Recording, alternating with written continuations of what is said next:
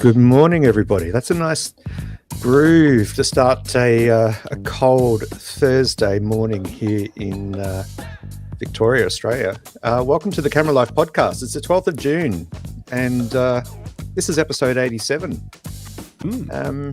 Thanks for joining along. If you're in the chat, watching along live with us now, make sure you drop a comment to say hi. Say good morning. Let us know where you are. If you're new to the channel, let us know where you're joining us from. We're always fascinated to find out where people are watching the Camera Life from. So this is 87. Sorry, a few from the last episode from all over the place. It was wild, from New York to I can't even remember Central Iowa.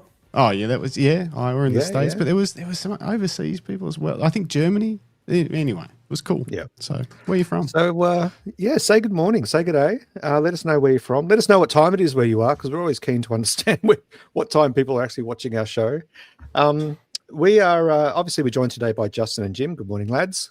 Morning. Good to see you looking vibrant and colourful. And we are joined today by special guest Craig Watto Watson. Craig, welcome to the show. Good morning. Thanks, Craig. Hi, Justin. Good morning. Hi, Jim. Good morning. Thanks for joining us today. So for those of you watching along and listening along at home, Craig has an extensive career and history with photography. He's worked in press. He's obviously shot with film cameras. He's worked with motorsport photography.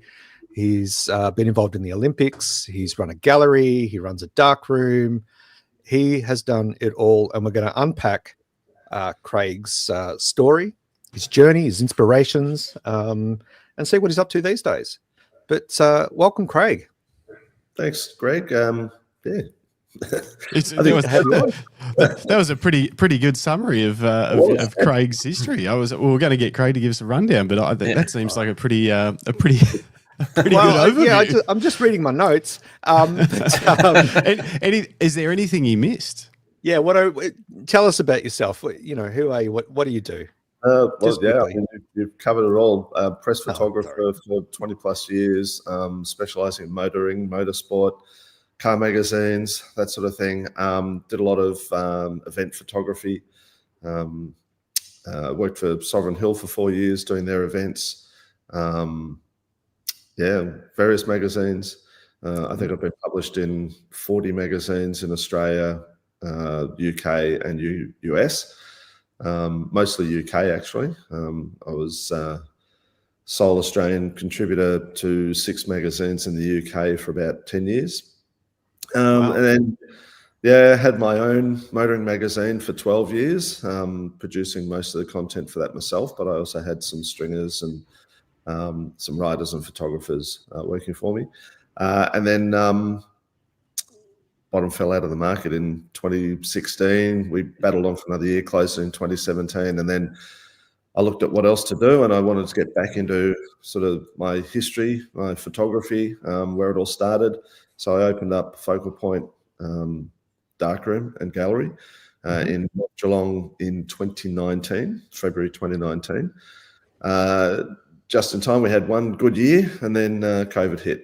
What could go wrong? Yeah, who would have guessed? Yeah, could be worse. A friend of mine opened a darkroom and gallery 2 months before COVID hit, so they were a lot worse off than we were. But we got smashed by COVID, and we just never recovered. They always said the recovery was coming, it never came, and then we got into financial crisis and housing crisis and cost of living crisis and everything. We just recovered. Australia. The lucky country, the land of crisis. Maybe we'll get there again. Then I had a whole heap of life challenges in 2023. So it was pretty much a no-brainer. We've closed the place down. I closed it down in October 23, and then spent a year sort of reorganizing and working out what I wanted to do and all that sort of stuff. And now I'm back, and I've got a small business, working out of a small studio, and I'm concentrating a lot now on my fine art photography. And in terms of photographic work, I do a lot less than I used to. I'm doing almost no press. I'm doing virtually no commercial work. I do things like film scanning, archive scanning, negative slides, prints. I do photo restorations. I do a bit of mentoring and teaching. That's predominantly it. Yeah. Yeah, you're well and truly keeping your hat in the game. Yeah. Just a couple of quick things before we jump to the comments to say good morning to the chat. Just for the kids watching along at home, a magazine is a glossy paper-based product that contained pictures and words. It didn't have a screen, and you had to actually physically turn the pages. So it's worth a Google. Interesting. You can actually see them often, Greg. They often have them on display at airports. I've seen when you go to buy some snacks to get on the plane, they'll have some of these old magazines on display there. They do. That you can just see what it used to be like back in the day. It is interesting you bring that up, Justin, because every time I fly, which isn't very often, but whenever I do, I always go to one of those bigger news agencies at the airport and try to find like a photography magazine or something that I'm into. And just, it's just fun to flick through. Actually, I don't know if I have it here, but sorry to derail the show so early, but one of my kids went to an op shop. She loves op shop clothes hunting and all sorts of stuff. And she found like a photography magazine from like 1970. And it's absolutely fascinating. I think it's an Australian photography magazine. And everything is, all the ads and, call now for a brochure and call now for a catalog. And it's just such a, what is it, like a time capsule of photographic history. So anyway. Did you get any good tips? I did a few, yeah, I did. Some editing tips. Well, there's a still side, so. Yeah, true. Justin, do you want to jump to the chat? Yeah, it's going crazy. Glenn Lavender's in the chat. He says, what a handsome guest. I have to agree. David Mascaro from San Francisco says, holla. Noel Butcher, g'day from Melbourne. Is this our first time we've had Noel on the show? He's obviously I love your icon, Noel. That's pretty cool. He's obviously here for you, Craig. Yeah, well, Noel, I worked with Noel way back in the days of the Herald Sun. Hi, Noel. Very cool. Hi, Noel. Paul says, good morning from -4 degrees Celsius, that is, Canberra. I think I need new gloves. Yeah. Paul, we've got a plan. I need to give you some advice on which gloves to get, but I'm going to try and get you to do our first ever live call-in onto the show on Monday night. I'll see if you're available. We'll do some live glove advice. It's my dream to turn this podcast into a live call-in show on Monday nights and have photographers be able to call in for advice. So this is our start. Philip Johnson says, morning, gents. Good morning, Philip. Morning, Philip. Mate. Rodney Nicholson is here. Good morning, boys. Hey, Rodney. We're going to catch up with you next week, I think. Is it? I think Very Rodney's cool. next week. Yeah. Dave Clark, Digifrog from Tassie says, morning, Philip, Lavo, Gimli, JC, and Flanny. Okay. The Thursday Fellowship crew. Oh, nice. And he also says you need to get some magazines stocked up for your Lucky Straps Tokyo trip, Greg. Yeah, absolutely. Stop reminding him. No, I need to know. I need to hold out hope. Paul says there's a couple of magazines I still buy. Ones that are focused on stories and locations rather than gear. Pete Eastway's Better Photography magazine, plus ones from the UK like Black and White magazine. Oh, Black and White mag is, that's gorgeous, isn't it? That's classic. I remember collecting that back in art school. I've actually seen one that I've been contemplating. There's one called Frames that gets advertised a bit on social media. Have you guys seen that one? It's a Frames magazine. I think it's quarterly print, and then maybe they do monthly other things. And then I think there's also a bit of a community associated with it as well. That, so they've kind of bundled some digital and analog together to try and make it keep working in print. And I think I'm going to get a subscription and check it out. Yeah, I'll have a look at it. Mm. And finally, Noel replies, "G'day, Craig." All right, onwards with the interview. Onwards. So just before we dive into to Craig's story, question for you first of all, Craig: do you prefer Watto or do you prefer Craig? I prefer Watto, actually. Okay, Watto it is. Watto it is. Before we dive into to Watto's story, just a reminder that you are watching the Camera Life podcast. Please make sure you like and subscribe if you're new to the channel. give us a like. It helps out a lot with the algorithms. And make sure you subscribe, tickle the notification, because every so often we drop a random episode and you get notified. Are we dropping a random one tonight? I think we might be. We're going to do a little live reaction to the Fujifilm X Summit release. We'll probably go live at 6:45 p.m. Australian Eastern Standard Time tonight. Yeah, and just see what happens. As many of you know, I hate talking about Fujifilm. I mean, Jim has to almost beg me to talk about Fujifilm. Anyway, maybe I'll jump on, Greg, so I can give you my. Please do. It'll be fun. Perfect. Do a live reaction. It's really cool. Will that be our first live, as it happens, reaction? With you, it will be. We did it when Nikon released the Z8. I made the greatest thumbnail for it because I think everyone had been waiting for a while for that camera. And anyway, so we jumped on there and we all watched because Jim was, and then Jim bought two, so worked out perfect. Like 12 months later, yeah. Still, it planted the seed. That's right. Sure. So, Watto, let's roll back time. Yep. Let's go early days with you. Talk to us a little bit about what you consider to be your first maybe insights, experience, or inspiration with, say, a camera or photography. Well, I was never a photographer as a kid. I wasn't one of these people that had a camera from a very young age or anything. My first introduction to photography was, I guess, proper photography. When I left school, I went to Swinburne University, or Swinburne Tech as it was then, to study graphic design. I was going to be Australia's greatest graphic designer. Bar none. Sadly, I failed the course. But that first year, photography was a subject. We were taught by a chap whose name escapes me at the moment, who had been the lead photographer with the Australian Antarctic Division for about 30 years. And he used to often start lectures with a slideshow from the Antarctic, and it just blew me away. The work that he was doing was just fantastic. And we had as part of our book list a Pentax K1000. You had to have a Pentax K1000. If you turned up with a Canon A1, you were sent home. Come back with a Pentax K1000. And there was a good reason for that, I guess, was because none of us were photographers as such, but we had to learn photography. Fully manual mechanical camera, standard 50mm lens. We weren't allowed anything else. We weren't allowed zooms or anything.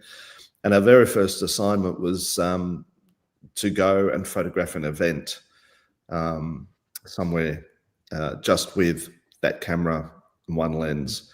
I went to, so this was 1980, and they had a march for returned servicemen from Vietnam. It was the first real acknowledgement of the soldiers from Vietnam, and they were having literally a welcome home parade, sort of 8 years too late.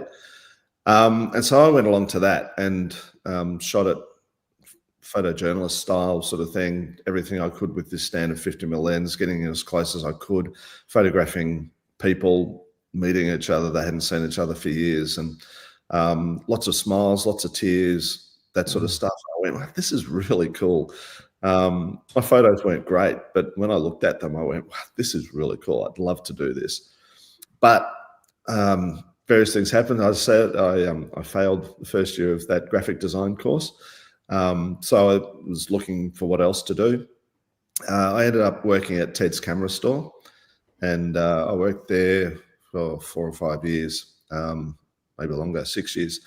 And then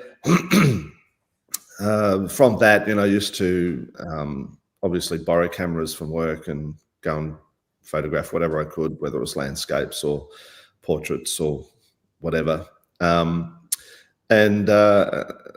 And I wasn't into motorsport then. I wasn't doing anything like that, although I was a member of a car club, the Mini Moke Club, the Moke Owners Association, for those who know.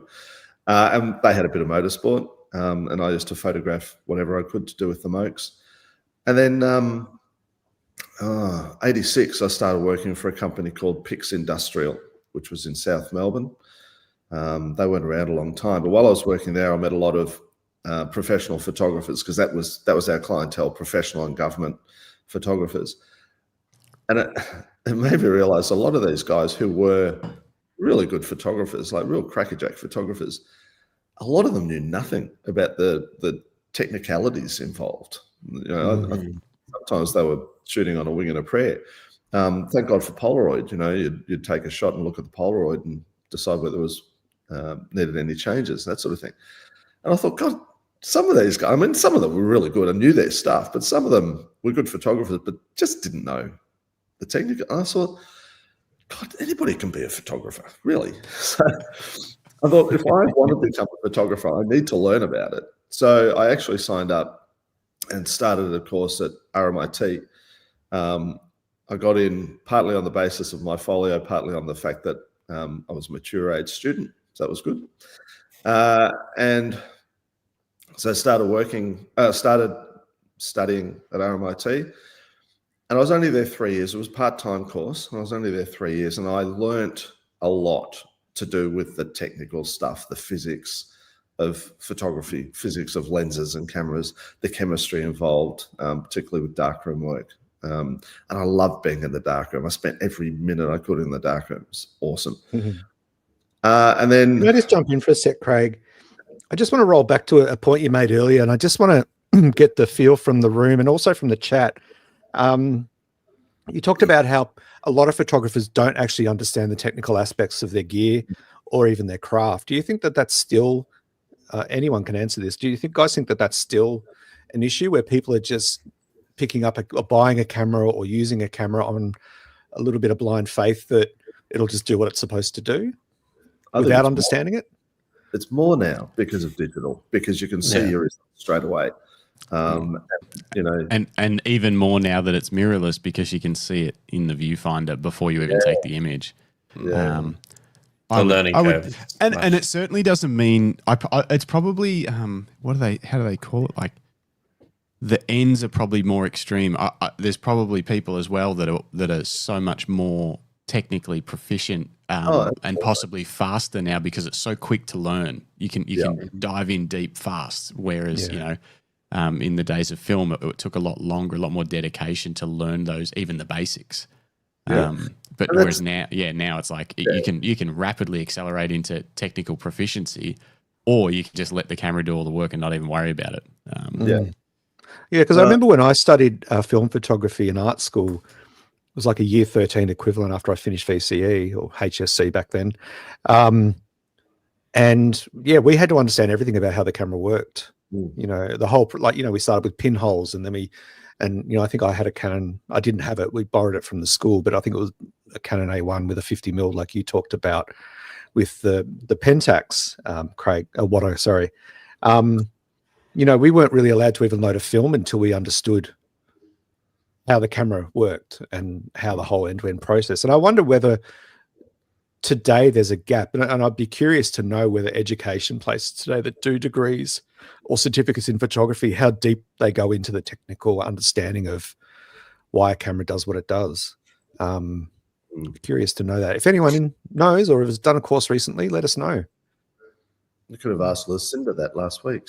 I should have, yeah. She's the most recent, isn't she? Yeah, she was working at Oxygen College in Geelong. So, well, Lucinda, if you're watching or you listen to this later, please let us know. What's it like? Do you get to actually learn how a camera does what it does, digital or film?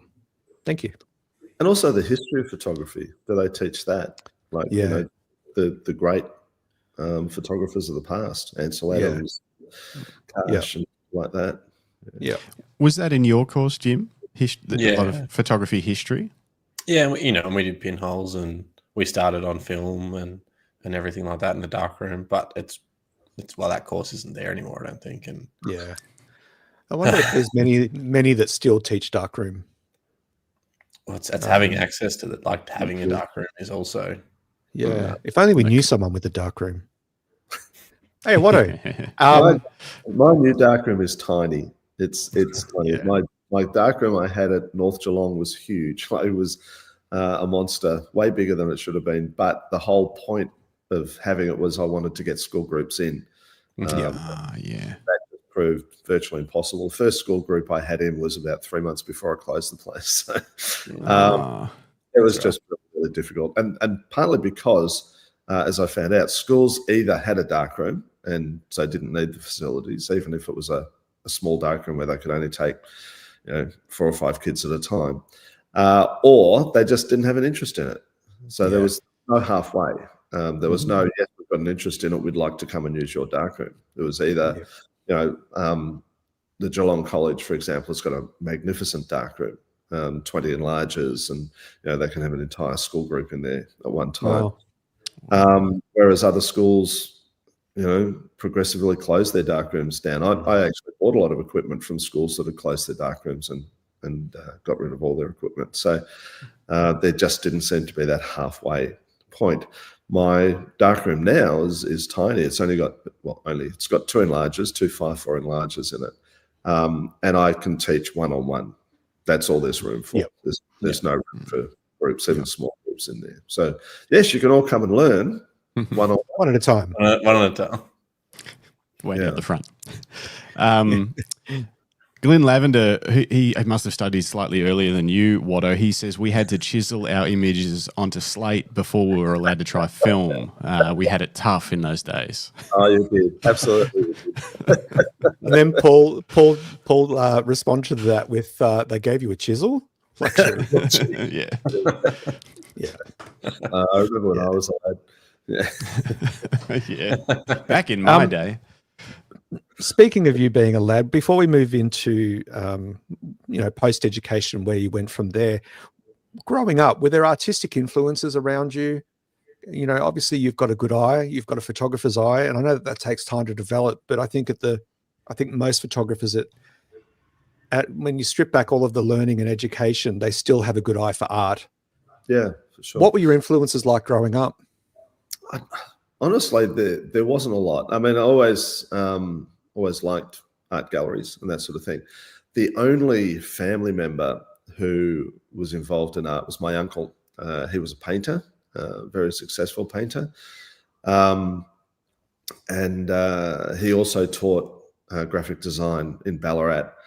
And so he would have been he was certainly the only one in the family, including my immediate parents, my immediate family, who gave me any encouragement when I was doing graphic design and said that I wanted to go on and be a graphic designer. And he actually gave me a drawing board and a T-square and a set of pens and that sort of stuff.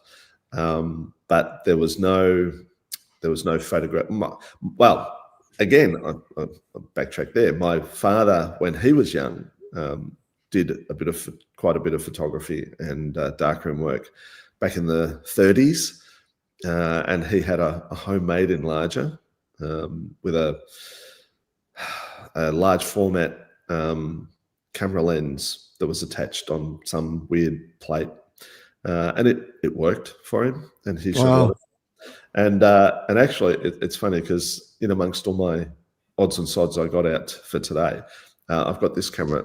Now, this is not my father's camera, but he used one of these. It's a Voigtländer Vitessa. I love this camera. What's the little sticky up bit? Sorry, I'm zooming in. That is the film advance. Isn't that cool?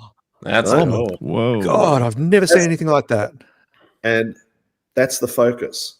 Right? So you turn that, and it's a coupled rangefinder focus. So you focus like that, you take your shot, and then you wind it on. Really, really quick to use. So good for photojournalism or whatever. And my dad used one of these, and it packs away. You just pack it away like that, and then push that down. It's out of the way, so it goes in a pocket. That's a cool camera. Wow! It is. How old is that one? When did that come out? This would be 1950s. Wow! And its main drawback is the film back. I'm pretty sure there's no film in. If there is, I'll lose it. But sort of open that, you do that, and the back comes off. Oh, wow. The problem is it's this tiny little, I don't know if you can see that, tiny little lug that holds the back on. And I've shot a lot with this camera in the past, but one day I reached into my camera bag and pulled it out and left the back in the camera. Oh, no. So I went, okay, this is now just going on display. It's just going to sit Yep. there. But I love the design. I love that sort of thing. I'm really into all the cool sounds. The sounds are so good. Blinding when you- sound. Watch this when you open it up. Hang on, wrong one. Where's the button to open it up? Hang on, bear with me. Oh, good. I'm going to zoom you Yes. for when it happens. Boom. Show us. I'm sure. Yeah, that's what you do. You press the shutter release, and it just Pops That's out. cool. isn't that Wow. cool? That's So- awesome. I love technology, like old technology, clever designs, and that sort of thing. So I get a kick out of that. So It's a Anyway, super interesting It's camera. awesome. camera like that, and we got used to him just being around taking photos, but I never took photos. My first camera, I think, when I was 17, I went to Sydney with a mate. It was our celebration of the end of year 11, grade form 5. We went to Sydney for 3 weeks, and when we got there, I went, I need a camera. So I went and bought just a little Agfa 110 pocket camera. That was my first camera. So I progressed 2 years later from that to the Pentax K1000, which was a real camera. So, Nice. Very nice. Love a bit of gear talk. The chat's kind of going a bit crazy. Do you want to cover some of that off, Justin? Nah, they're just going back and forth about who had it harder back in the day. I think Glenn's come up with it was he had to sharpen his own femur to grind into the slate. Anyway, we'll let them keep going amongst themselves. But David Mascaro does say, I've got a, what does he say? Just like my 1957 Nikon SP, changing film takes a little longer. yeah. Yeah. I've never seen a film advance No. like that. That's No. crazy. Yeah, it's the only camera I've ever seen like it. And it was really accurate too. I always got really good spacing between the shots and no overlap. So it was good. But no, I've never seen German anything like engineering. it. Yeah. It looks like a good way to do it too. Yeah, it's so quick because literally, you focus, take the shot, wind on, take a shot, wind on. So you can work really quickly with it. And it's in such good condition. Like the fact that it's, Yeah. all these years later, what did you say, the 50s? So, maybe 75 plus years later, it's still, Mm. that's And look, incredible. it's only got a standard lens on it, 50 mil, but it is an f2, I think, so it's pretty fast. Nice. Let me have a look. Yeah, it's an f2, so it's pretty fast. And for the day, not multi-coated or anything like that. I think it did have single coating on it. No, it's got it's got a little bit of coating on it. But but really nice quality and lenses, German lenses.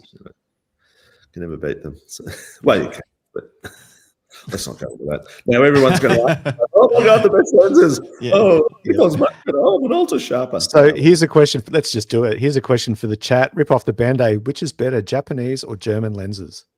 Let's see what horses comes for back. courses. Always horses for courses. So, Yeah, I know. The lens that you've got. yeah, True. 100%. Yeah. It's like the Not- camera, that's the best camera. So. Yeah. So Or Russian lenses. The Russians put out a lot of good lenses. A lot of shit ones, but a lot of good ones. I was going to say a lot of shit ones. Yeah, Many of them glow in the dark. So, go figure. only the ones made in Chernobyl. Yeah. Yeah. All right, let's jump back on track. Where were we? So you're doing your part-time course Yep. and you step out of the doors of RMIT at the end of your 3 years, and what comes No. next? No, because I didn't finish that course. Oh, you didn't finish that one either. I did 3 years part time. I have absolutely zero qualifications. Okay, Same. that's something. Yeah, no qualifications other than school of hard knocks, as it were. But I don't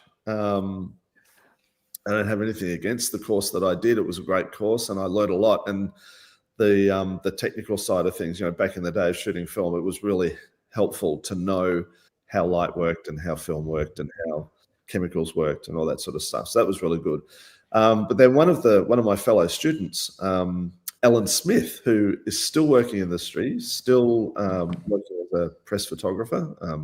She works for The Guardian now. Hello, Ellen, if you're watching. And if you're not, Hey, Noel, tell Ellen to watch. Yes, and subscribe. And subscribe. So, Ellen, it's all Ellen's fault. She came to work one day. She was working for, not to work, to school. She was working for Leader Newspapers in Blackburn. And she came in and she asked me would I be interested in a job working for Leader, just a basic photography job, shooting classified, shooting cars. And I went, sure. I mean, I've always worked on the basis of just grab any opportunity that comes along. And my whole life in photography has been basically a series of not mistakes, but grabbing anything that comes along. So it's all my whole journey is sort of accidental, if you like. So somebody comes along and offers me something, I go, sure, let's try it, see how it goes. Yep. So I went to Leader and had an interview and started the next week, working 2 days a week. Living in Melton, which was far west, and working in Blackburn, which was in the eastern suburbs. So 2 hours on the train or nearly 2 hours drive each way. And it was a mundane job, photographing cars for the ads. You know, you'd see car yards advertising, and the big car yards might have a whole page of cars. There might be 20 or 30 cars. And that was my job, go and photograph the cars. But the thing about it was, it taught me how to get correct exposure first time, every time, because you'd only take one shot. You'd go up, they'd say that car there, you'd take a shot, you'd move on to the next one. So it had to be right. And then in the processing side of things, I'd shoot for a day and a half, and then I'd have half a day to print up to maybe 300 photos of cars. And it was all wet process in the darkroom. So process the films, let them dry. If I had time, if I didn't have time, they'd go straight into the enlarger wet. And then you'd print off an entire roll of film. And this was really good learning experience for learning how to print quickly and accurately, how to analyze the negs. If your negs were good to start with, bonus. And then you knew, okay, I was doing 5x7 prints off everything. And I knew, you know, if the negative was correctly exposed, which it should be, I would use, you know, grade 2, 5 seconds, whatever, you know, whatever it was. And you just pump them out. You do 36 shots, and then you chuck them in the developer. And you be with your hands in the developer, stirring them around, pull them out into the fixer. No stop bath or rinse in between, just straight into the fixer. And you'd be shuffling them through. And then as soon as they're all in the fixer, wash your hands, go back to the enlarger, print the next slot, and then chuck those in the developer. And then while they're developing up, you'd be pulling the others out of the fixer and throwing them in the wash. And then you'd repeat. And so it would take maybe 4 hours to print 300 photos. And it was fun. It was interesting and exciting in the fact of having to meet deadlines and that sort of thing. But it wasn't exciting photography. But geez, I learned a lot from it in terms of the technical side of things. Yeah. And so I don't denigrate that at all. You know, shooting that type of work, that repetitive type of work, was really good learning experience. I'm interested about the dynamic, like in the offices. So you're like the new guy, you know, sort of lower on the totem pole in terms of the photographic team, because you're out doing cars and stuff like that at this point. So you're in there working away. Is anyone ever coming in and they're like, come on, Watto, we need, you know, like we where are these photos? We got to get this stuff together, you know. The team needs the cars. So. Yeah. Sometimes, but not. Look, normally the deadline was the next day. I'd work. Trying to think what days I worked there. God, it's 40 years ago. I think I was working there Monday and Tuesday, and I think deadline for the paper was Wednesday. So it wasn't that bad. But because I was only there 2 days, I had to get it all finished in that second day, and I wasn't supposed to do overtime. But the dynamic in the darkroom was fantastic because other photographers would be coming in, having shot real jobs, you know. Local paper, so Mayor the mayor at a function, or somebody handing over a check, or local kids sport, something like that. It wasn't hard hitting national news, but it was interesting stuff, and everyone was really, really good to work with, and really helpful and happy to share their knowledge and talk about what they were shooting. So if I had a bit of time, I might sort of look at, oh, that's an interesting shot. How did you shoot that? And that sort of stuff. But then I'd been there about 6 months. And again, this is Ellen's fault. So Ellen had moved on. She got a job on the, I think the Herald. It was before the merger. And she rang me up. And she said, there's a job going in the Herald Sun Darkroom. Are you interested? I went, sure. Another opportunity. It's also closer to home. So I went in for an interview. And this was funny. And this is where I say I learned so much from processing and printing en masse. And I don't want to blow my own trumpet, but this was a great story. I went in for the interview. John Mitchell was the head of the darkroom there, and sat down and chatted to John for a while. Talked about my experience. Talked about the course I was doing. I was still doing the course then, and then he said, "Well, look, it all sounds good, but I need to know that you can actually print. So I've got 2 negatives here." And he took me into the darkroom. And it was a fabulous darkroom, really. Well, for someone coming from Leader, it was a great darkroom. It was an okay darkroom, but we had some great equipment in there. And he said, right, this enlarger, here's a brand new box of paper, 250 sheets, 8x10 paper, multi-grade. And he said, 2 negatives. I want to see the best print you can do from each negative. I don't care how long it takes you. I don't care how much paper you use, but I need to see every sheet of paper you use. So don't throw anything away. I said, okay. So first negative I had a look at, and it was atrocious. It was so thin. Like, there was just almost nothing in it. It was about 3 stops underexposed. I went, oh my God. Okay. Grade 5, stop it right down, give it whatever, 5 seconds, whatever I decided to give it.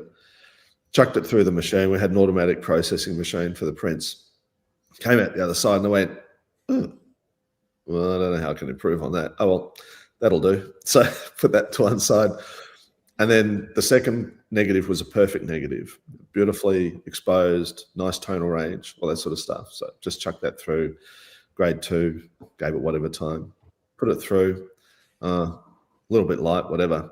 So I did a second print, tiny bit of burning and dodging. And then I went, oh, that looks all right. So I'd been in there 5-10 minutes, and I went back out to see John. And he said, oh, was there a problem? I said, no, I'm done. And he went, show me.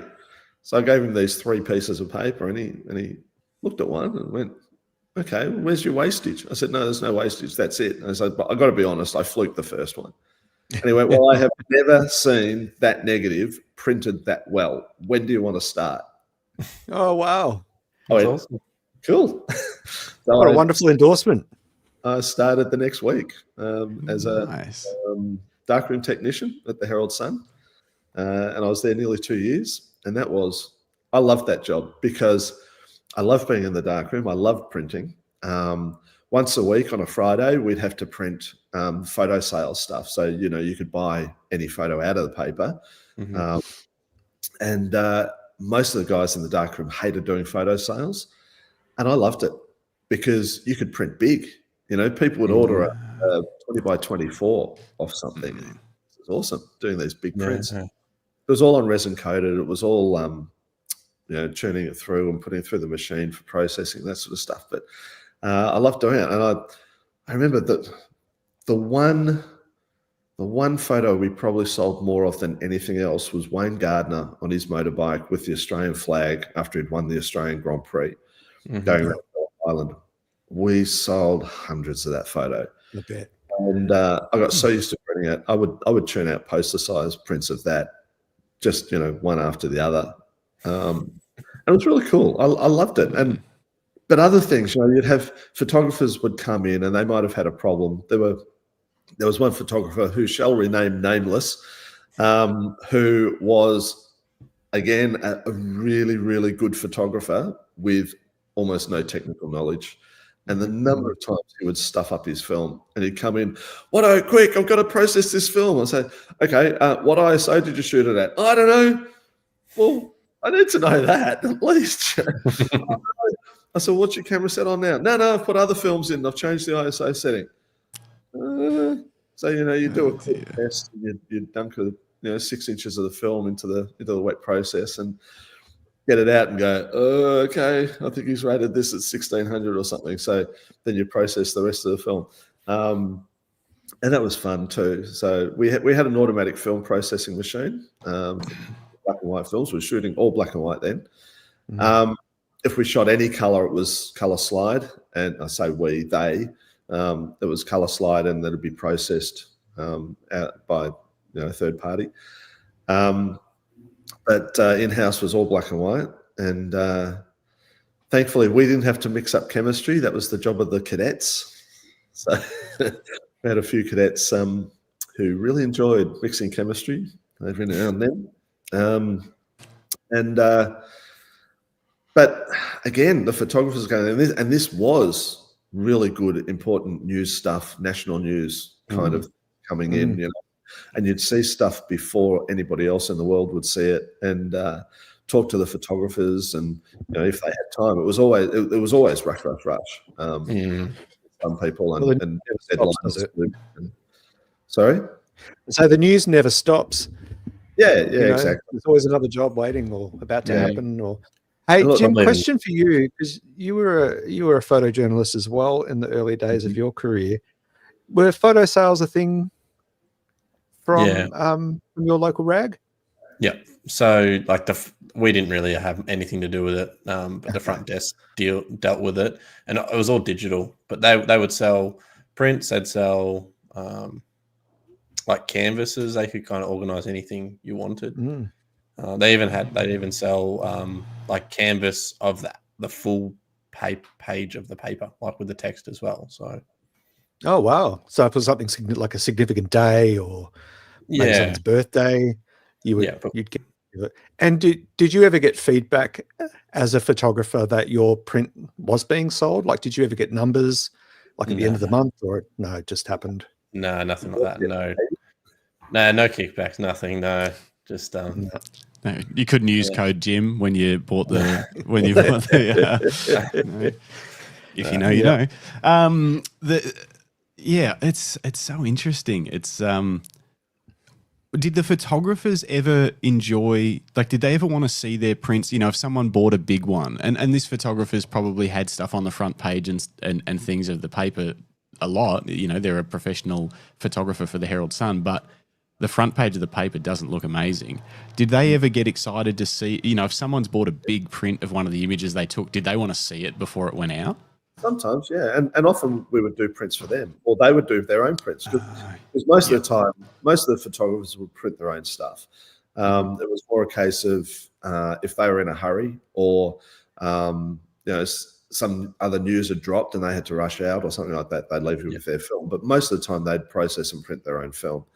And so often if they did a shot that they thought was a cracker, they'd print it up big to keep, which was just as well, because you lost control of it after that. Then it went into the filing system, and if you have a print, you may never get a print. And in many cases, that's what happened. And I'll talk about that later too. It was a really, really good working environment. Everyone was happy. Luckily, I started there after smoking had been banned from the darkroom, so I was pleased about that. But we still had a lot of fumes and that sort of thing to deal with. Always go home smelling of chemistry. Quite a unique smell, isn't it? It is. Yeah, it's hard to describe. Yeah. What the hell? I can't imagine they let people smoke in a darkroom with all those chemicals. But I suppose people did lots of things. Yeah, I've seen photos of darkrooms just full of smoke. You can hardly see what you were doing. I don't understand how people do it. But anyway. Have you been in a darkroom, Justin? Yeah. Honestly, not much though. Yeah, like in high school. I'm trying to think if it was ever after high school. But where I went to high school, there was a darkroom, and I think this was in year 10. Did photography and stuff. But all I can remember is, we did what we were told to do because it was an assignment. And other than that, everyone was just mucking around. The newest couple would be in the corner making out under the red light, and everyone else would just be like talking shit and it wasn't no one, because I don't know, year 10 it wasn't. I think it was a choice, but it was, you sort of got given a choice out of a few things to do, but it was, no one in there was like, hey, I want to be a photographer. It was a class of kids doing it. So most of the people were just thinking about what they're going to have for lunch, Yeah. It's an interesting take, isn't it? Because that was very much what our experience was like when I did art school. We did the assignment. We loved going out with the cameras. The darkroom stuff was really fun and interesting, but a lot of people just fucked around. But, then we look at people like, say like Lucinda, who knew very early on that she wanted to combine her two hobbies of music, live music and photography, and persisted down that path from a really young age. So it's, I think that sort of elevates her journey even more when you think about what most kids were up to at that age. Scratching your head, bumping into things. It depends if you have an outlet for it. So at the same time, I was sort of getting into like the band that I played in started in year 10.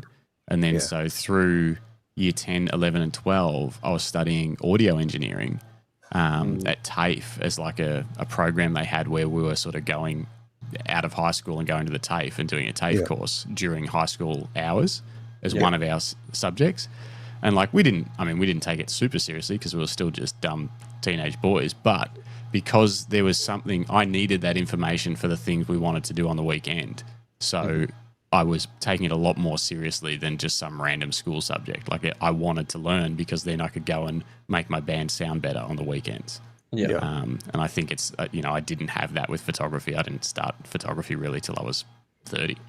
But having gotten to know you over the years, I think that character trait of yours still exists where you find interest in something and so you will research it to improve what you do.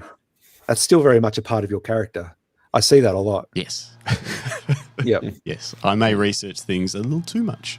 That's good. Too much for my own good. I've been looking at snowboards for about 4 hours a day for the last 4 days. I could just pick one. If only. If anyone out there knows what snowboard I should buy, please help me. We're going to start a new podcast about snowboards. Snowboard life. Snowboard life. I just want to jump to this comment from Dave from Digifrog down in Tassie. I also started as a 15-year-old darkroom tech at a newspaper. What newspaper was it, Dave? What an experience and learning curve. I remember if a print was not quite developed enough, we would pull the print out and breathe hot air on it. Was the hot air cigarette smoke? I can just imagine holding it up. Was it to woo the film into whatever? Anyway, is that a technique you know of, Watto?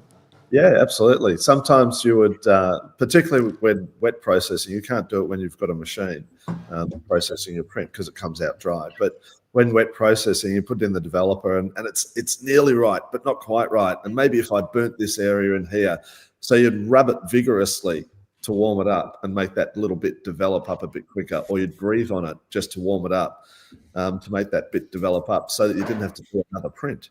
And I occasionally had that shooting the cars even with, you'd shoot a white car on this bright day and just trying to get detail out of that car.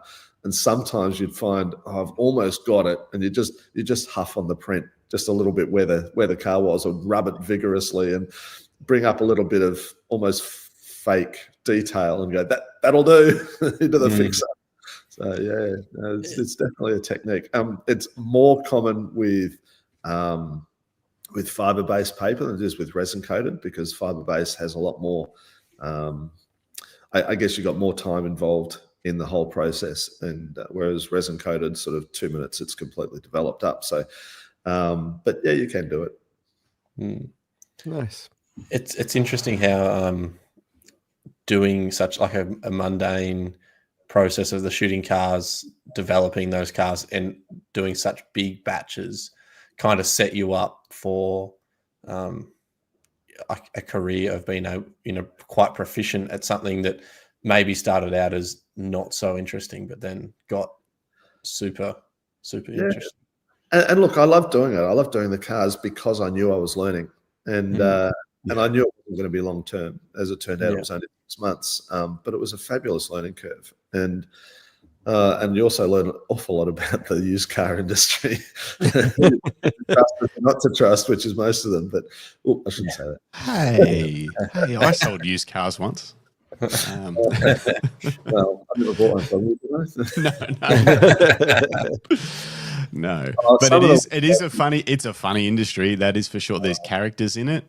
Did you have to? So tell me this: when you went there, you'd rock up to a car yard. They're all just hanging out, waiting to pounce on a customer, and then you would be like, "All right, I got to take photos of these cars." Often the cars would be so cram-packed in there, you probably have to move them around. Did you ever have to, with the salesman, play those games of car Tetris where there's literally millimeters between each car? No, I never had that option, and I never had that time. So you had to shoot it. So if it was crammed in amongst other cars, you might put on a 28mm lens or even wider. I think 28 was about the widest I had then. And just try and get into the shot without too much of the other cars in it. But the funniest I had was I got to a car yard. Again, I won't mention names. And the guy said, "Oh, it's up the back there against the fence, but you can only shoot it from the driver's side." Oh, that's a red flag. I went and took a photo of it.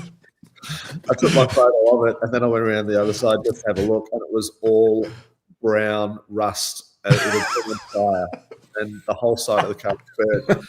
This car was going into paper that week. Oh no! Nah. With the cars, did they have like a process of you always shot like the same kind of? Was it like front 3/4 view? Pretty much. Yeah. The only times you wouldn't would be if the car was jammed in and you couldn't get to it, or and you'd have to shoot from a weird angle. Always the front or the side. You wouldn't shoot the back. But it was almost exclusively 3/4 front from just below eye level sort of thing. So very standard sort of thing. And you'd look at the ads and they'd all be the same angle. Yeah. Occasionally you'd see one, oh, that's been shot on a wide angle, or but you almost never went wider than 50mm. It was not something you could get back and shoot something to make the car look a bit more muscly or something. And was it just a single shot for each car? There was no interiors. It was just that one. Just one shot. Yeah. And you go to one yard, might have one car. So you go to the next yard and they might have 30 cars. And so you rattle off a roll of film at the one yard. You had to keep good notes. You had to know which car was which yard. And then after processing them all, you had to match all the prints to the notes. And that probably took us almost as long as doing the printing. And were you taking the notes as well? Yeah. On the vehicles? There were no journalists with it. It was just I'd take a photo, take a note of what the car was. Often the registration would be enough, and write down what the car yard was. If it was unregistered, have to write down what type of car it was. And it was all black and white, so there's no point writing yellow car. Medium grey. Well, like light color or black or something, but whatever worked. You might write station wagon or 4-wheel drive or something. But just very few notes, just enough to identify the car for the photos, so that I can get into the right page, the right ad, and then let the advertiser worry about the description and that sort of thing. So I didn't have to write any descriptions or anything. Okay, that's fascinating. A couple of comments here about because film is new to a lot of us photographers that didn't start in the film days. And it also has nostalgia for a lot of people. But then when you see comments like this from David Dare Parker, as much as I love black and white, years in non-ventilated dark rooms added to the fact that I have no nostalgia for shooting film. And then Noel Butcher follows up, no nostalgia for film here either. So I get it. I really do. Yeah. I get it. But I love it, and I love working in the darkroom, and I don't mind the smells, and I love shooting film, and I love shooting black and white. And there's a I got to tell you this quote from Max Dupain, and I mention this all the time. It's my favorite quote about black and white photography, and as you can see behind me, I love shooting black and white. Max Dupain wrote, "Color tells everything. Black and white tells just enough to stir the imagination." Yeah, and I reckon that really nails it. So, and you can shoot any subject with black and white, and news and portraits in black and white, just fabulous. I love it. So, can I show you my first news photo I ever took? Yes. Yeah, please. Please. I think I was working in the darkroom, and a mate of mine rang me and he said, "I've just heard this big explosion. It's down on the highway. You better get down there." So I tootled off in my mini moke, and got down towards Bacchus Marsh, and there was a great line of cars on the freeway, and I just went down onto the embankment and drove all the way up to the front. So yeah, I must have been working at Herald Sun at this time, because I had my Herald Weekly Times pass. I got out and I got as far as I could, and I got out and walked up to Copper there and just showed him my HWT pass, and he let me through. And I'm going to click on this image and see if it works. If I go, how do I get this? If you hover over it and click add to stage, or I can do it for you. Yeah. Can you see those photos down the bottom? There you go. So that one there. And so being a press photographer, even though I wasn't, taking these photos nice and close, and that was shot on a wide angle lens, I think about a 28mm. I love shooting wide angle. And the fire chief came up to me after I'd taken a few photos, after I'd taken this one, and he said, "I'll get you to move back a little bit." I said, "Why?" He said, "Because that thing's still half full of fuel." I went, "I'll move back." Fair enough. Fair argue. Yeah. So that photo got into the Sun and into the local paper as well, and that really, I guess, drove me to think, wow, this is fantastic. I'd love to be a news photographer, which I never actually really became. Press photographer, yes, not really a hard news photographer, because of, again, the way it all happened. I was working in the darkroom, as I said, for about 2 years, and then a job came up on the Weekly Times, and a lot of the photographers, particularly on the Herald and the Sun, were saying, "Oh, don't take it. It's a dead end job. You're just going to shoot cows, sheep, and horses all the time, and all that." And I'm like, yeah, but it's a step. It's a step on the way to go from the darkroom to actually working on a paper as a photographer. And they're all advising me against it and everything. But I went for the job interview. I got offered the job and started work. And the very first job I did out on the road is this next one. Can you see that? Can you click on that? Which one is it, mate? 1919. Yeah, news. That one. So that was my first job on the Weekly Times. Wow. And this was where learning how to expose properly was so important. I got up there. This guy was a farmer. That's why we were covering it. And he was 3 times Australian national gliding champion. And that was at Tokemwall. And I got up there and I took 2.5 rolls of film of him standing next to the plane on the ground, kneeling next to it, sitting on it, sitting in it, looking up in the sky, looking down at the plane, everything I could think of. And it just wasn't working. I just wasn't happy. Like, how do you show a glider pilot on the ground with his plane? It was just boring. It was just not working. And he said, "Do you want to go up?" And I went, "Cool." So it's a 2-seater. I'm sitting in the front. I had my 20mm lens on. I worked out my exposure, and then I pointed the camera over my shoulder, and I said to him, "Is the camera pointing at you?" And he said, "Yes." And I said, "Okay, do some twists and turns. Don't go upside down." And so he started twisting and turning, and I just fired off because the camera had motor drive and just shooting off a few shots. Finished the roll of film, so half a roll of film because I'd shot 2.5 rolls on the ground. And I had this half a roll of film of the stuff in the air. And then, wearing those jackets with all the pockets and everything. So I went to grab a next film and realized all my film was in my bag down on the ground. Oh, no. First job on the Weekly Times, and I've ruined this. And I took the film out and then pretended and just kept shooting over my shoulder. and that's why. Yeah, we flew around for half an hour or so, and that's great. So we landed, and I'm driving back to work, and all the way back, I'm thinking, because this is Tokemall, this is like 3.5 hours drive from work. All the way back, I'm thinking, oh my God, I've ruined this job. I'm going to get sacked. I'm 1 week on the paper, and I've stuffed it up. And I got back, I processed the film, and then I was putting this one through the enlarger and having a look at the negs, and I got to this shot, and I went, ooh, is that sharp? So I checked it. It is sharp. So I printed it, and I did a print of it 12 by 16 inches and or 40. What's that? 40 by 50 centimeters for the new people. And I took it down to the editor, and I said, "I've got your front page photo." And he went, "Why do I want that on the front page?" I went, "Oh." They said, "Take it to Country Living, see if they'll put it." So Country and Living. Yeah. I went to June, who was the editor of the Country Living section, which was a lift-out section in the paper.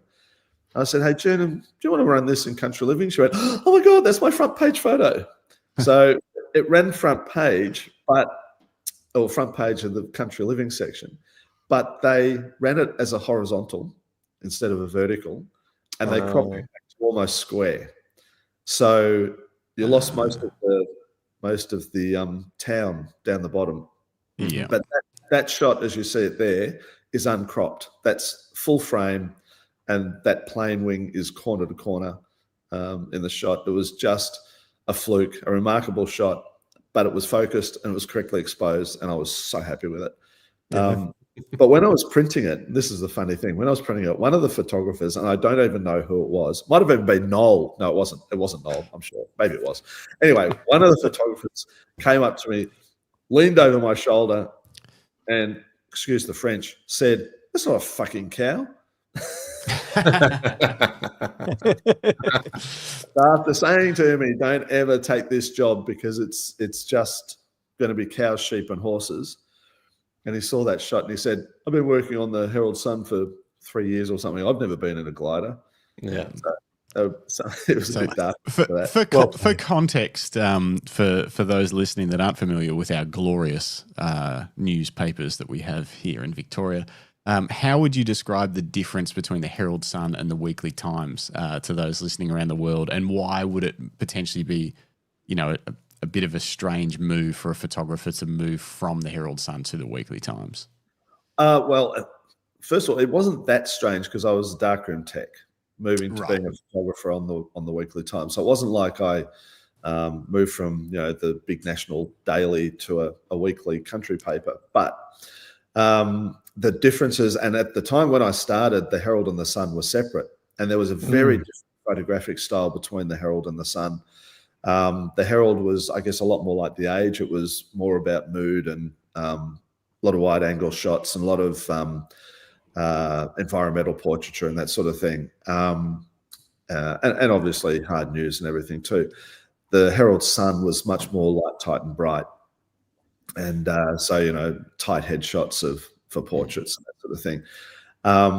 Still some very good photography. There's no doubt, very good photography. I preferred the style of the Herald. And when the two papers merged and became the Herald Sun, a lot of Herald photographers left because they didn't like being forced to shoot in a Sun style sort of thing.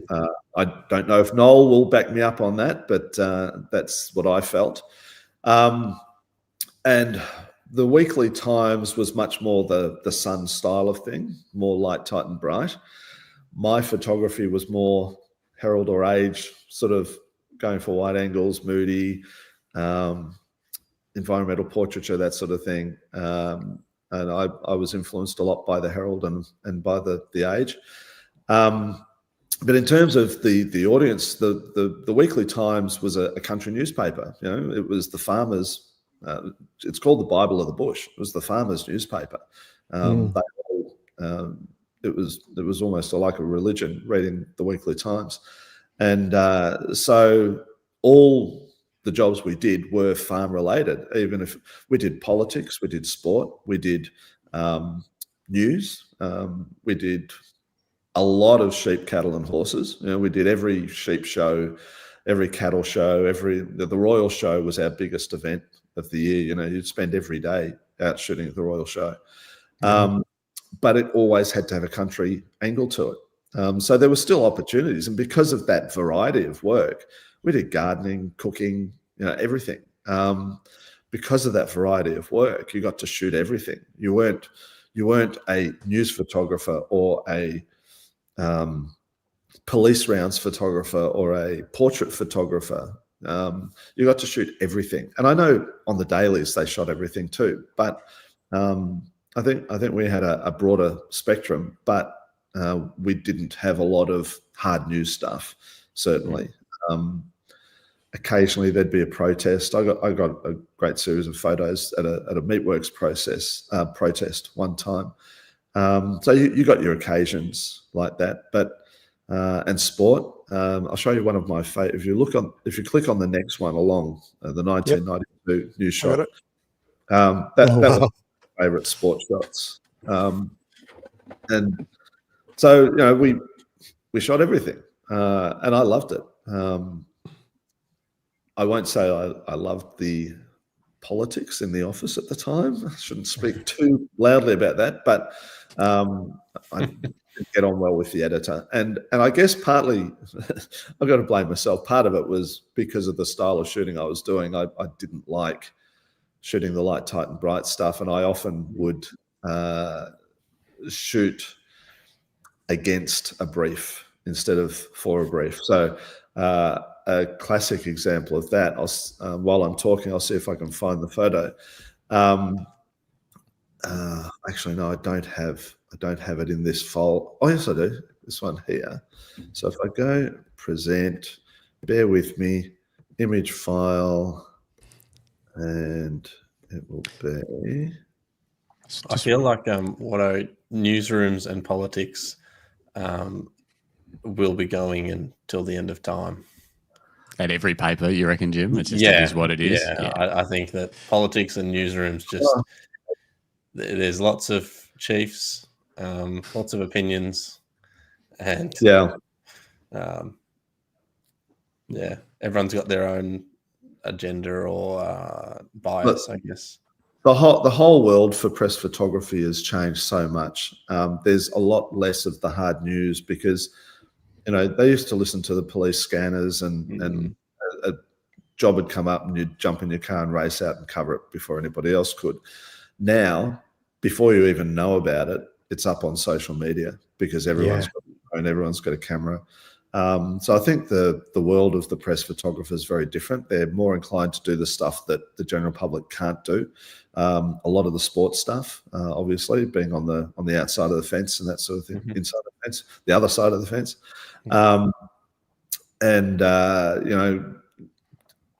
sort of custom feature jobs like working in hospitals, the COVID stuff, working in the hospitals and that sort of thing. Places where the general public can't go. And political things, press conferences, that sort of thing. But a lot of the hard news stuff, unfortunately, is not the realm of the press photographer anymore. I think, again, some people might disagree with me, some might agree. I don't know. But anyway, that's my opinion. Anyway, this photo here, this got me in a lot of trouble with the editor because I was sent out. The Weekly Times had a thing. They sponsored the Weekly Times Country Showgirl, and that's this girl here, Erin, whatever her name is. She was that year's Country Showgirl winner. But I got sent out, go and get a photo of the Country Showgirl winner. That was my brief. So when I got out there, and they had a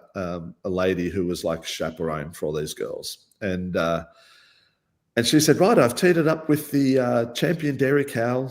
3 o'clock, you'll be able to get a photo of Lauren with the champion dairy cow. And I went, why would I want to do that? And she said, because we always do that. And I went, well, that's another reason not to do it. I said, well, shoot something different. I always try and shoot differently. It may not be better, but it's different. Yep. So she says, oh, well, she went into panic. What are you going to do? And I said, I don't know. I'll meet you at the Grand Parade. And we'll do something at the Grand Parade. And she was like, but what sort of photo are we going to do? I said, I don't know. I'll wing it. I'll see how we go. So this photo was during the Grand Parade, shot on the 20mm lens again. I was hanging on the way she is with my left hand. So I'm hanging on and I'm hanging out with the camera with the 20mm lens. And I said to her, just stand up, just wave to the crowd. So she's doing that. And look, it's great shot. Well, it's awesome. I would have been happy if they'd been in the background. There's not enough happening in the background. But anyway, I was happy with the shot. And I actually won. That photo won. They had awards every year for the show. They had the Royal Melbourne Show Press Awards, which were a bit of a big deal at the time.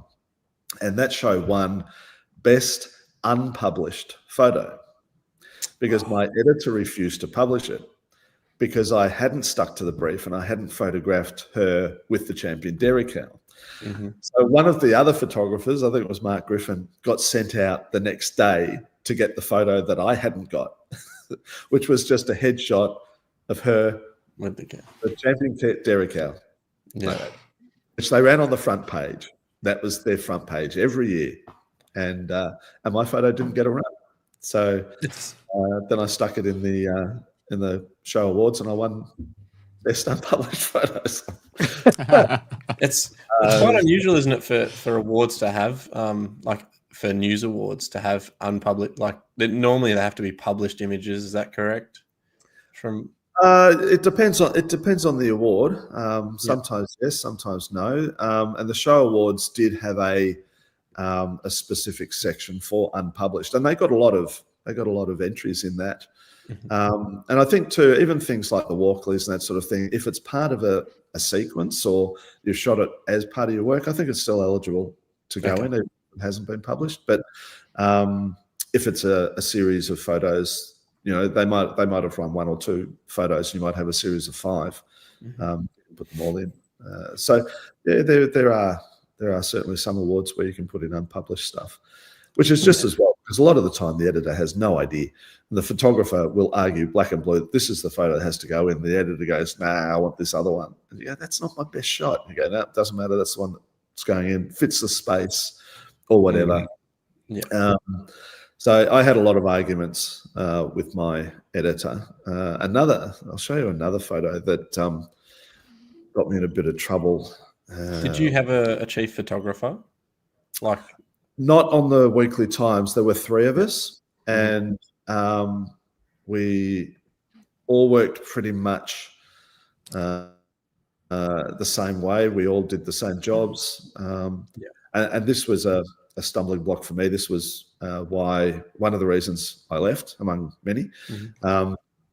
I was a D-grade photographer. C grade photographer. I started in the darkroom as a D grade plus what they call D plus. So it was D plus an allowance or something.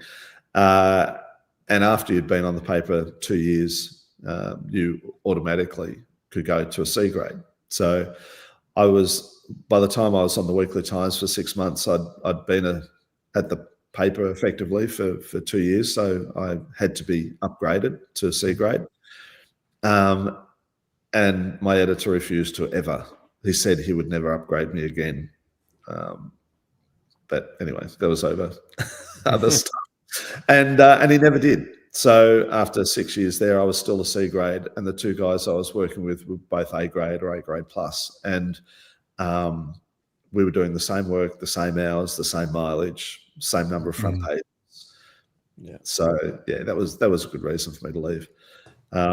But if you click on the next photo, the 1996 news, this was another one I had an argument with. This also won at the show awards Best Unpublished Photo a couple of years later. Oh, wow.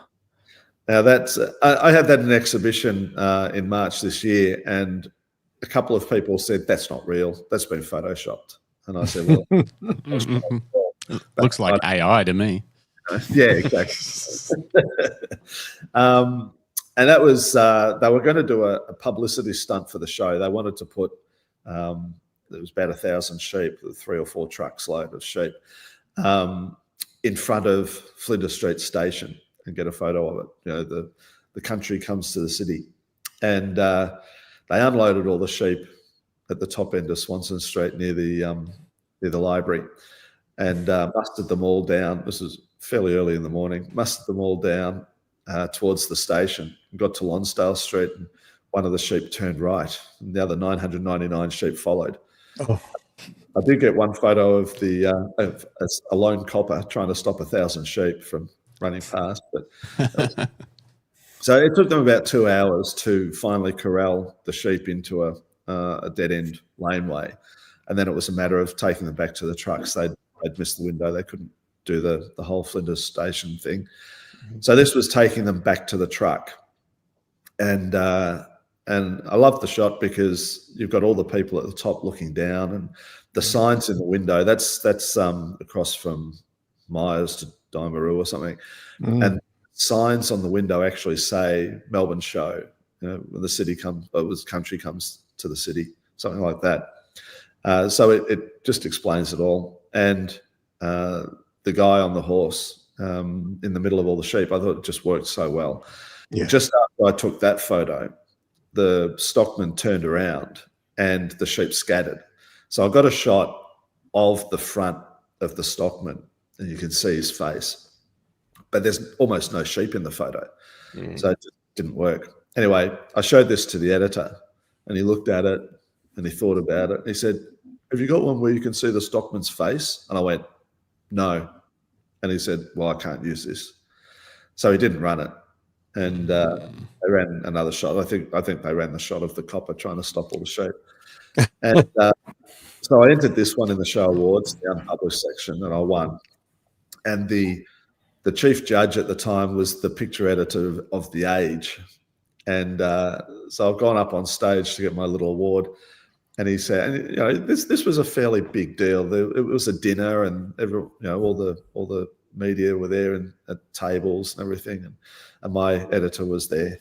And so the pic editor of The Age said to me, "Craig, this photo would have got front page of The Age. Why did your editor not run it?" And I said, "Well, he's sitting down there. You ask him." So yeah, we weren't friends. Look, that's fair enough. You can't please everybody. You can't, no. So anyway, so I survived 6.5 years on the paper, and before I decided to leave, and I left partly because of the politics and partly because of the editor and that sort of thing. So, but also because about a year earlier, 1995, I'd got a gig shooting Motorsport. One of our journalists moonlighted on a motoring magazine, and they wanted me to come down to Geelong and shoot the Geelong speed trials, as it was back then. And I came down and did that and loved it. Everything about it was great. The whole atmosphere and everything, particularly with the vintage cars. And so I'm just trying to find you, this photo here.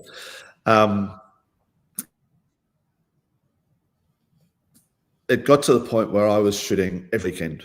I'd shoot some sort of motorsport event and then working on the paper during the week. And with all my editing and everything like that, I was spending as long doing motorsport stuff as I was doing my work stuff. And I spoke to my wife at the time, and I said, "I want to leave the paper. I want to do this full time. I want to be a motorsport photographer, motoring photographer." And she said, "Well, if you think you can make a go of it, do it." So I did. I left. And this was not at the first speed trials I did, but the second speed trials the following year, 96. Jack Brabham in his World Championship winning car. And I spent the next 20 years, one way or another, shooting motoring, shooting cars, going back to shooting cars like I did when I started, but this time for magazine features. And so, and they were moving a lot faster. They were moving a lot faster. Yes. I had a lot of fun shooting those, but I didn't enjoy so much shooting the big national events. And I shot the F1 twice and hated it, mainly because not being part of their group of photographers that travels the world photographing it. I had what they called national accreditation rather than international accreditation, which really restricted what I could shoot.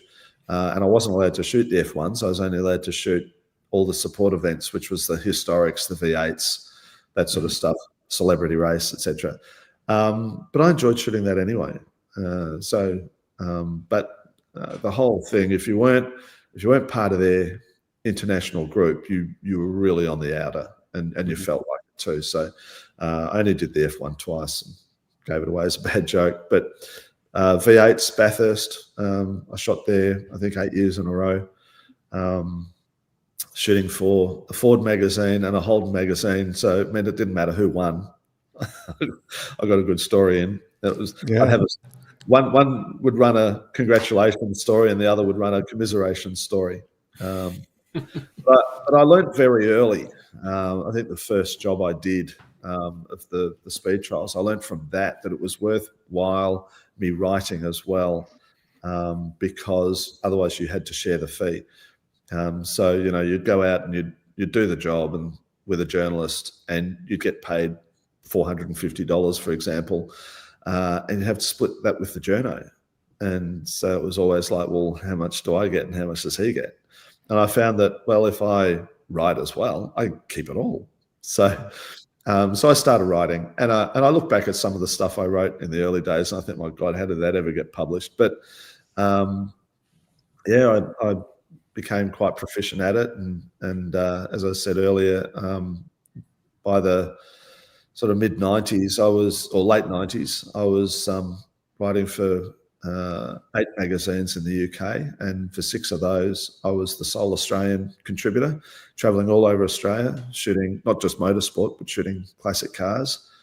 And the English magazines paid basically double what the Australian magazines did. So having stuff in that many magazines, and I averaged probably 10 articles a year each magazine. So it was a lot of work.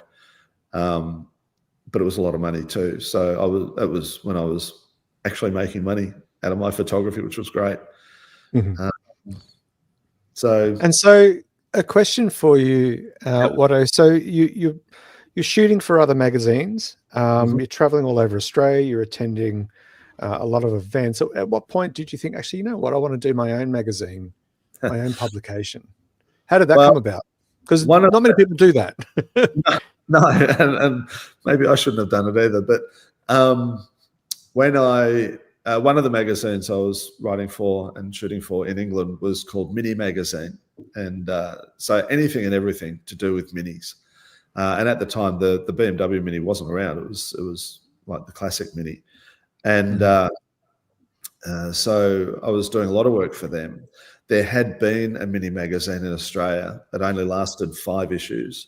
And then they canned it because it wasn't making enough money. I wouldn't say it wasn't making any money, but it was part of a big stable of magazines. They had like 20 or 30 motoring magazines, and this one wasn't making enough, so they canned it.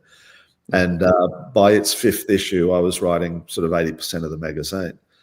And for years, it was called Mini Magic, and for years, people would come up to me and say, "When's Mini Magic coming back?" I'm like, "Mate, it's been years. It's been like 5-6 years since it was." Yeah, but it was such a great magazine. We really want to see it. And it got me thinking that there was a market for a Mini magazine in Australia. And then in 2001, they launched the new Mini here, the BMW Mini. And I thought, now's a good time. If anybody's going to start a Mini magazine, now's the time to do it. And I reckon if anybody's going to do it, I ought to do it. So I went, again, spoke to my wife. What do you reckon? She said, if you reckon you can make a go of it. Poor girl, she trusted me with everything. So we gave it a go, and it went well. for 12 years. We did change. 12 years. That's a long run. Yeah, that's amazing. Yeah, it was a good run. We did change it halfway through. After 6 years, it had sort of flattened out. The numbers weren't growing, but we were getting good numbers. We had nearly 1,000 subscribers plus, 3,000 or 4,000 sales to newsagents. So it was doing well, but it flattened out and it looked like it was starting to decline. So I expanded it from just Mini to be anything to do with BMC Leyland. So that was Morris, Austin, MG, Austin Healey, Jaguar, Rover, Land Rover, all sorts of stuff. We ran another 6 years like that. And then in 2017 or 2016, the bottom just fell out of the market, mainly because of the internet. Everyone thought they could find anything they needed on the internet. Advertisers started pulling their advertising because they had websites now and they didn't need to advertise in magazines. And the whole industry just suffered hugely. There are still car magazines out there, but a handful as compared to hundreds or over 100.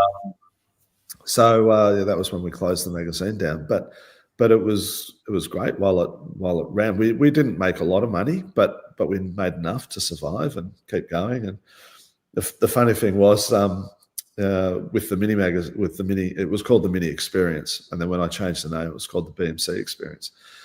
When I was starting the Mini Experience, I rang a mate of mine who was a motoring journalist in Adelaide and a cartoonist and an extremely good cartoonist, John Stoneham, otherwise known as Stoney. And his motoring cartoons are famous, world famous. And I rang him up. I said, "Hey, Stoney, I'm starting a Mini magazine." And he said, "You fucking idiot." Oh, okay. He said, "Well, what do you want from me?" And I said, "Do you want to do cartoons for me?" I said, "I can't pay you a lot, but I can pay you." And he said, "Sure." So we had Stoney cartoons in our Mini Experience for the 6 years that we ran it like that. And the only reason he didn't keep doing them for me when I changed it to the BMC Experience was he was getting too much work from other places and just didn't have the time. So, and he was thinking of pulling the pin on me anyway. So he said that worked out well for him, not for me. So, people loved getting the Stoney cartoons. It was a big feather in my cap to start off with him on board. So, so I photographed and wrote, and I didn't do everything, as I said, but I had a handful of stringers, and it was interesting. It was a lot of work. It was like 100 hours a week, but I loved it. It was a shame to give it up, but sometimes we must. So that was the end of that, and I'd still been doing a bit of work for other people when I had my magazine, still working for Mini World magazine in England and a couple of others. And so I thought, well, I'll just go back to freelance again. That'll be fine. Yeah, well, like I said, the bottom hadn't fallen out of our market. It was the entire car market, and magazines were closing. People were happy to see their stuff published for nothing. So those doing it for a living just weren't making anything. And there are still some. I know there's a woman photographer who specialises in motoring magazines, that sort of stuff, in England. Does a wonderful job. And there are still people who do make good money out of doing it, but they're few and far between now. Whereas there used to be a whole industry of us, but not anymore. So do a couple of other motorsport and car photographers. So Nick Dungan from the UK, and oh my gosh, my mind has gone completely blank. Andrew Hall. Fuji film shooter. Andrew Hall, thank you. Sorry, Andrew. I can't believe you didn't remember his Fuji name. I know Andrew Hall he's also a Fujifilm ambassador. I remember that part. I know that bit. But they mostly shoot for clients like car brands and that sort of thing. It's still a very interesting industry because there's I think there's probably maybe more competition now and more in terms of more styles of cars coming out. There's a big push for EVs, and so people are trying to make those sexy and appealing, and photographers get involved in that. And it's an interesting industry. Yeah, you ought to get on to, I think it's Amy Shaw in England. Her career, I read her bio on her website, and her career is very similar to mine, but 30 years later. And and she's doing a fabulous job over there. And I'm not plugging her because I know her. I don't know her, but I've seen her work. And to see somebody who still does a lot of magazine work and making a living out of it's great. Yeah, she must be doing something right. Yeah. Very quickly, before we move on to the next stage of your story, Watto, I just want to read a few comments. I'm pretty sure this comment from Noel is, I'm hoping, not in reference to your magazine. Sounds like the editor was a fucking idiot. No, I think he's referring to Weekly Times there. Yes, from earlier. He is referring to that, and I'm sure who it was. I assume you were the editor of your magazine, so surely Noel wouldn't say that.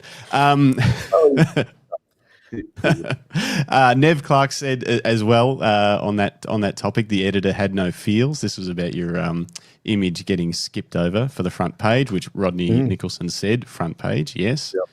Yep.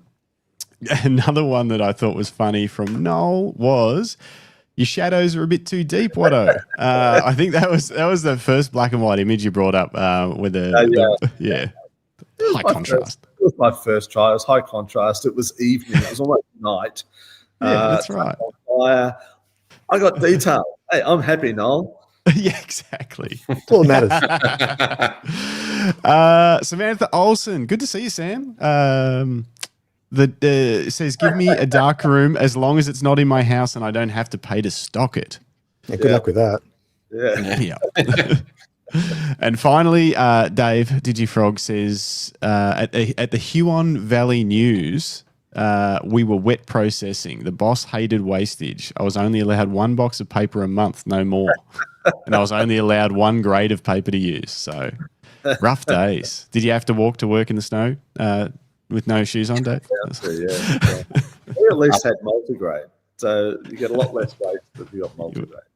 You're living the high life in the city. Oh, yeah. I tell you, very cool. Going back to that whole thing and shooting the cars and learning how to get correct exposure first time, every time, that was really important when shooting for the magazines, because they were insisting on slide film. Shooting on the newspapers, even when shooting color, we were shooting negative film. As in when the paper transferred to color. And that was sort of about 96 or thereabouts. Basically, when we moved, the whole business moved to South Bank, away from Flinders Street where it had been. And from the moment we were in South Bank, we were shooting colour exclusively, shooting colour neg, and that was fine. So those photos I showed you before, other than the motorsport one, actually no, that one of the motorsport one was colour neg as well. They were all colour neg, but shooting for the magazines was all colour slide, and your exposure had to be spot on.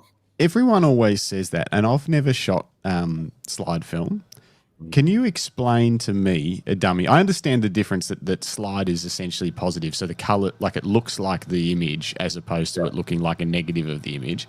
Beyond that, and I also know that my parents used to put slides in a machine, and that machine would shine it like a torch at the thing and the wall, and we could look at the pictures nice and big. That was fun. Beyond that, I have no idea what the difference is between neg and slide. Can you explain to me and the rest of us that don't really understand why that is such a difference and why it's harder to shoot slide film? Negative film generally has a fair amount of latitude, especially for overexposure. So if you're not sure, overexpose. 1 or 2 stops is fine. The detail's there on the negative. You can get it out, either scanning or printing. With a slide, there's not that much latitude. If you're half a stop overexposed, you'll lose your highlight details. If you're a stop underexposed, you'll lose your shadow details. So it requires a lot more care in getting your exposures right. Yes, especially these days with scanning technology and that sort of stuff, a slide that's underexposed, you can probably get a bit more detail out of the shadows and that sort of stuff. But it really does need to be spot on with your exposure if you want to get your full range of details from your highlights to your shadows. And obviously it depends on the brightness of the scene too, the contrast of the scene, that sort of thing. But generally speaking, slide film will give you less to play with. So, if you weren't sure, you might bracket your shots by a stop either side. Or sometimes I'd only do half a stop either side. So it became really important to make sure. And also shooting freelance, I was paying for my film myself. I only got paid for what was published. So you were very conscious of how much film you used. So you wanted to get your exposures right, spot on. So the very little bracketing. If it was a really important shot, or it was an interior or something and you weren't sure, bracket by stop. But other than that, just take an exposure and go for it, because you couldn't afford to get your exposures wrong. So why then? What's well? First of all, I just want to explain bracketing to anyone that started on mirrorless cameras will be like, bracketing? What's that? Bracketing is basically you set the or you mean either do it manually, or then as cameras become more professional, you could actually turn bracketing on and set it to one stop either direction. So you would set your exposure to what you think it's going to be. And then you would take the photo, but then it would take also a photo one stop under, if that's had it set to, and one stop over. And pro bodies got to the point where this is when HDR photography and digital was all the rage. You could shoot, I think, a 7 bracket. What was it? I don't know. On the 1DX Mark IV, you could set it to, I think it was 5 images either side. On a scale of 3 stops either side, or I can't even remember. It was massive, and you would hold it down. It would shoot like 9 photos, and it would basically be just in increments above and below the exposure you had it set to. And then you could throw it into a program, and it would pull together the ugliest HDR image that you've ever seen of a sunset with full detail everywhere. And you were like, that looks ridiculous. I thought I was the only one who hated HDR. No, we all did. But we also all had to try it first, because we were like, that looks cool. And then you do it and you're like, it doesn't look that cool. Anyway, so that's what bracketing is. What I don't understand is why slide film then? So the the downsides of slide film are that you have to be a much more precise photographer, more accurate with your exposure. There's less latitude. What are the upsides? Why would you use it? Quality, much finer grain generally. And better color, better representation of the natural colors, definitely, and more vibrant colors too. Some of the slide film, particularly Fuji, I was shooting mostly Fuji. And again, horses for courses. I shot a lot of weddings when I was younger too, and I shot almost exclusively on Kodak. But shooting slide film, I shoot almost exclusively on Fuji. I like Chrome, but it's too slow. And then by the time they brought out Chrome 200, I was shooting exclusively Fuji 100 and 400. So, and I'd shoot, if I was doing a car shoot, like a magazine feature, I'd shoot 100. If I was shooting motorsport, I'd shoot 400. And occasionally push it to 800, but rarely. It was nearly always shot at box speed. So, but you certainly find a grain, better reproduction in the magazines. So so it was purely just a quality thing. It's like, hey, we want the best quality, and we know it's going to make your life hard. So, and newspapers, not denigrating newspapers, but newsprint was nowhere near as fine detailed as magazines with paper. So you could get away with grainier images or that sort of thing. Flatter images were fine because they reproduce better on newsprint. But when you're talking glossy magazines, they want as much detail as possible and as little grain as possible, and printed at 300 DPI and all that sort of thing. So. Okay. Cool. Thanks for educating me. I've often wondered that, and I hear people talk about slide film, and I assumed that there was obviously benefits I just wasn't 100% sure what the specific benefits were and why it was worth the extra hassle of having to shoot more precisely and different processing and all that kind of stuff. Where to next? What else do we want to? I mean, there's more story to go. Story is, as I said, I opened Focal Point in 2019, and pardon me, don't know where that came from. Edit that bit out. Live. We might be live. No, that's right. It's there forever. Yeah, everyone forget what you just heard. Okay, so Focal Point. So that was the magazine closed in 2017. Yeah, 2017 October. Yeah, and then Focal Point started in. Yeah, I did I was actually on Centrelink for a little while there, and I did a course, Cert 4. This is the only qualification that I have. Cert 4 in New Business Management through RMIT, paid for by Centrelink. Thank you very much. As part of what they call the NICE scheme, the New Enterprise Incentive Scheme. It was to get people who are unemployed to start their own businesses. And I knew what I wanted to do. And by getting the subsidy from the government to do the course, they also paid my wage for 9 months to open my business. It was a good scheme. And for me, it was unfortunate that 9 months ended just before COVID hit. So my business was supposed to take over paying my wage right at the time that the business plummeted into an abyss. But despite that, we had I've talked about the darkroom. I said about the darkroom. We also had a massive gallery there. The gallery alone was 200 square meters. And my first exhibition, which opened in February 2019, was insane. I thought, my background is in press photography. My love is news photography. I'm going to have my first exhibition will be all press photography. So I contacted a couple of photojournalists that I knew from the day, in particular Clive McKinnon, who'd been he'd been an age photographer and then a sun photographer.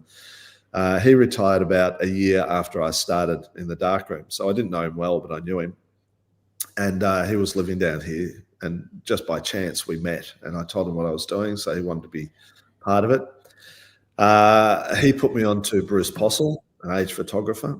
And basically once I had those two, and they also gave me other names and phone numbers and that sort of thing. But once I had Clive and Bruce said that they'd be part of it, I'd bring other photographers and I'd say, I'm putting together an exhibition of press photography. Do you want to be part of it? And they'd say, who else have you got? And I'd say, well, so far Clive McKinnon and Bruce Postle. And before I finished saying Bruce's name, they'd say, I'm in. So then I was saying, I got Clive, and Bruce and John Lamb, and rattled off a list of names, and people going, yeah, I'm part of it. So we ended up, we had 23 photographers. Wow. Some of the best in the game from Victoria of all time. And some too that weren't around, but I'd managed to get some of their photos. So 23 photographers, 250 photos. In my first exhibition, I'd never curated an exhibition before. I'd never hung an exhibition before. My family helped so much. My daughter in particular, our opening was on the Sunday, and we were going to a family wedding on the Saturday. And on the Friday night, my daughter and I worked all night, and we finished at 7 a.m. on the Saturday morning. And we went home and got an hour's sleep, and then had to get up and go to Melbourne for this wedding. We fell asleep during the service, the two of us leaning on each other's shoulder. And then I fell asleep again in the gardens. I said to them, when you want me for family photos, wake me up. And then we got home from the wedding after the ceremony, after the, what do you call it? The reception? After the reception. got home after midnight, and then the two of us were up again at 6 a.m. to go back to the gallery to finish hanging the last of the photos. And our grand opening was at 2 p.m. and we hung the last photo at 2:15. So we had people coming in going, "That one's crooked." We go, "I know, go away." and then had them all up on the wall, and I was walking around. We had most of the photographers. I think I had about 20 of them there, certainly at least 18 of them there. And I was going around and handing them their captions and saying, "Go and stick these on your own photo," because I didn't have time to do it. But it was amazing. What an amazing exhibition. It was huge. We had so many people come and see that.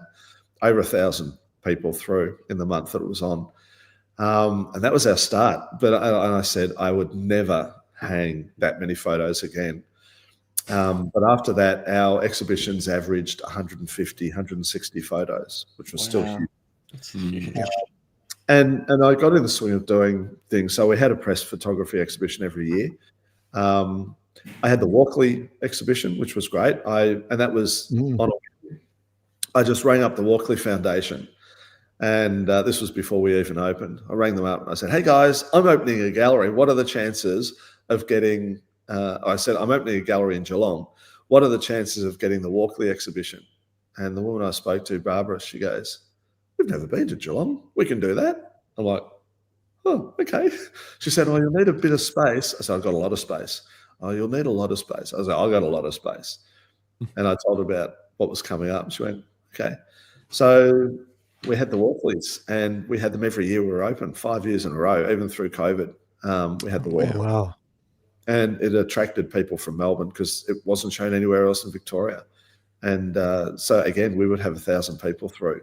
Well, that first year we did. The last year was our best year after that. We had about 800, but during COVID, it was down to around 200 if we were lucky. Everything got smashed. But other annual events that I did a music photography exhibition. And the first one of those, I actually rang Lucinda because she'd been in and seen some of the stuff, and I'd got to know her. And I contacted her and I said, "Are you interested in having an exhibition of your work here?" And she said, "Oh, yeah, but I don't think I could fill the place." I said, "Well, that's all right. If we put your stuff in, and then we'll build up the rest of the exhibition around it. And so it'll be mostly your stuff." We had 80 of her photos, and then we had about another 80 or 90 photos from about another 6 or 8 photographers. And I found that a lot of photographers would love to exhibit if they had the opportunity and the money. It's so expensive to exhibit most places. So if it was by invitation, I didn't charge them. I banked on the fact that we would sell some photos. And when we started, we did. That first year, we were averaging maybe 10 photos an exhibition that we sold, which was great. And plus, we charged entry, which some people didn't like. Some were like, "Well, why should I pay to go to a gallery?" And I go, "Well, if you go to the Geelong Gallery, you pay to go and see their special exhibitions, like the when they had the Archibalds, that's $20. So we used to charge $10 a head. So what? $8 for concession." And very few people knocked that. So that was how we made money. We charged for the entry, and we charged on sales. We charged a commission. And so I did, like, I rang, names have just gone out of my head. But I rang a couple of really well-known music photographers in Sydney, told them what I was doing, and they both said, "Well, what's it going to cost us?" And I told them nothing. I'll print your photos, I'll display them. If we sell any, I'll take 25%. And they went, "Cool." So because of that, we had some of the most amazing photography exhibited, and we really built up a name, Focal Point in Geelong. It was sort of the go-to place for photography exhibitions. The only place in Geelong that was specifically, like, the only gallery that was just specifically for photography. And every year, every month, except through COVID, it was every 2 months, but every month we'd have some exciting exhibition. We had open call exhibitions that anybody could enter at $20 an entry. So you could put in 1 photo or 10 photos, whatever you wanted. Somebody said, what if I put in 100 photos? I said, fine, it'll cost you $2,000. And they went, I'll put in 5. So, and again, we didn't always fill the place, but we'd get over 100 photos easily enough. Yeah. And that paid, that's $2,000 coming in, whereas one photographer couldn't afford that, but 100 photographers could afford $20. So we did a lot. We did a lot of those. We did 2 a year of open call. One of the best exhibitions I had, and I partly curated this one. A woman came in one time and she said, her name was Joyce, and she said, I've got an exhibition that I put on in the 1980s on stills photography from Australian movies. Would you be interested in it? And I went, yeah. So she brought it in, and it had been pretty much like all the photos been under her bed for 40 odd years. And so I basically reproduced most of the photos. Anything that was out of copyright, I copied and reprinted so that we had the best possible quality for it, and photoshopped out scratches and dust and things like that. So it was actually better. And then wrote these extensive captions for it all, and put on this exhibition that was all on stills photography from Australian movies from 1896 to 1986. Wow. And it was phenomenal, and it just attracted so many people. And again, out of the blue, I always work on the basis, if you don't ask, you don't get. And I knew David Parker had been a stills photographer on a couple of films. So I rang him up out of the blue, just rang up his production company. He and his wife, Nadia Tass, have made over 20 Australian films together, like Malcolm, The Big Steel, films like that. Mm-hmm. So I rang him up and I said, I'm putting together an exhibition of stills photography, and I know you were a stills photographer on a few films. What are the chances of getting some of your photos? And he said, yeah, no problem. So he did Man from Snowy River, Burke and Wills, various others in the 80s. So I had those. And then I said to him, would you be interested in opening the event? And he said, sure. So I had Nadia Tass and David Parker, pretty much Australian movie royalty, come down to Geelong and open up my little exhibition on film photography. It was just fantastic. So yeah, it was great. I loved it. I loved. Again, it was a lot of work. Putting together those exhibitions so often was a lot of work, but they paid for themselves, and they got the people in. We had so many members, because if you bought a membership to the gallery, you got in for free for the exhibitions and that sort of stuff. So it was okay. And because of COVID, sales dropped by 80%. So that was what really hit us and hurt us. And plus the numbers of people dropped right off. But 2023, things were maybe sort of starting to pick up. We thought things were going well. Not as well as we would have liked, and we were toying with whether we shut the place down or keep going and that sort of thing. And then my wife died suddenly and unexpectedly. And so that just made me realize it's a no-brainer. I'll close it. I'm not going to run it on my own. So I had all that sorted out. I was going to close up, and then a woman came and offered to basically take over my lease and buy all my equipment, and she was going to run the darkroom and a studio and that sort of stuff. So while I didn't get anywhere near the money that I would have liked to have got, I got enough to walk out of there debt-free. So the advantage was, and with a little bit of insurance money I got from my wife, I was able to spend a year and I got to say, we were closing in the October, and in September I had a heart attack. So that kind of put the kibosh on anything I wanted to do after that. So that basically I had a year off working on my house, getting it ready to rent, and just trying to get my head back in the game and work out what I wanted to do. And did I still want to keep going with photography? Did I want a gallery? All that sort of thing. And I tried working from home for about 3 months, and that just wasn't going to work, because every time I thought, right, I'll sit down, I'll do some work, I'd go, oh, that needs doing in the house. I need to make that room. So I wasn't getting anything done. So I went and saw the people, Harriet and Corey, at Liminal. Well, it wasn't Liminal then, it was called something else, but it's Liminal Gallery now.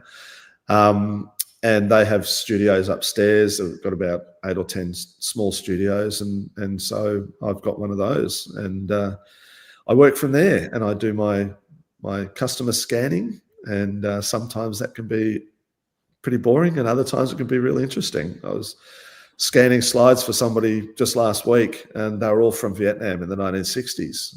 Their father had been a soldier over there and had taken all these photos. And while they weren't award-winning photos by any means, they were so interesting from the historical perspective and that sort of thing. It has some interesting aspects to it. And doing photo restorations. I love doing photo restorations. The more difficult, the more fun.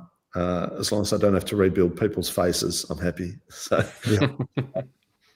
and as part of this whole sort of working out what I want to do with my head and get back into, I've started going back to shooting a lot more film, shooting not so much darkroom printing. Like I process my own film, but then I scan it and do digital prints. And I've got into doing fine art stuff, and I got into, almost by accident again, like so much of my stuff, got onto a technique that I'm doing and loving, and that's multiple exposures. But I'm doing in-camera multiple exposures on film, and no Photoshop. The only Photoshop would be things like normal darkroom techniques, brightness, contrast, dodging and burning. Although I don't even do dodging and burning, it's pretty much as it comes out of the camera, and spotting off dust.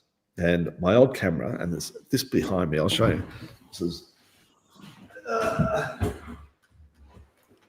This is my camera. I use my multiple exposures. It's a 1950s press camera called a Speed Graphic, and made by Graflex.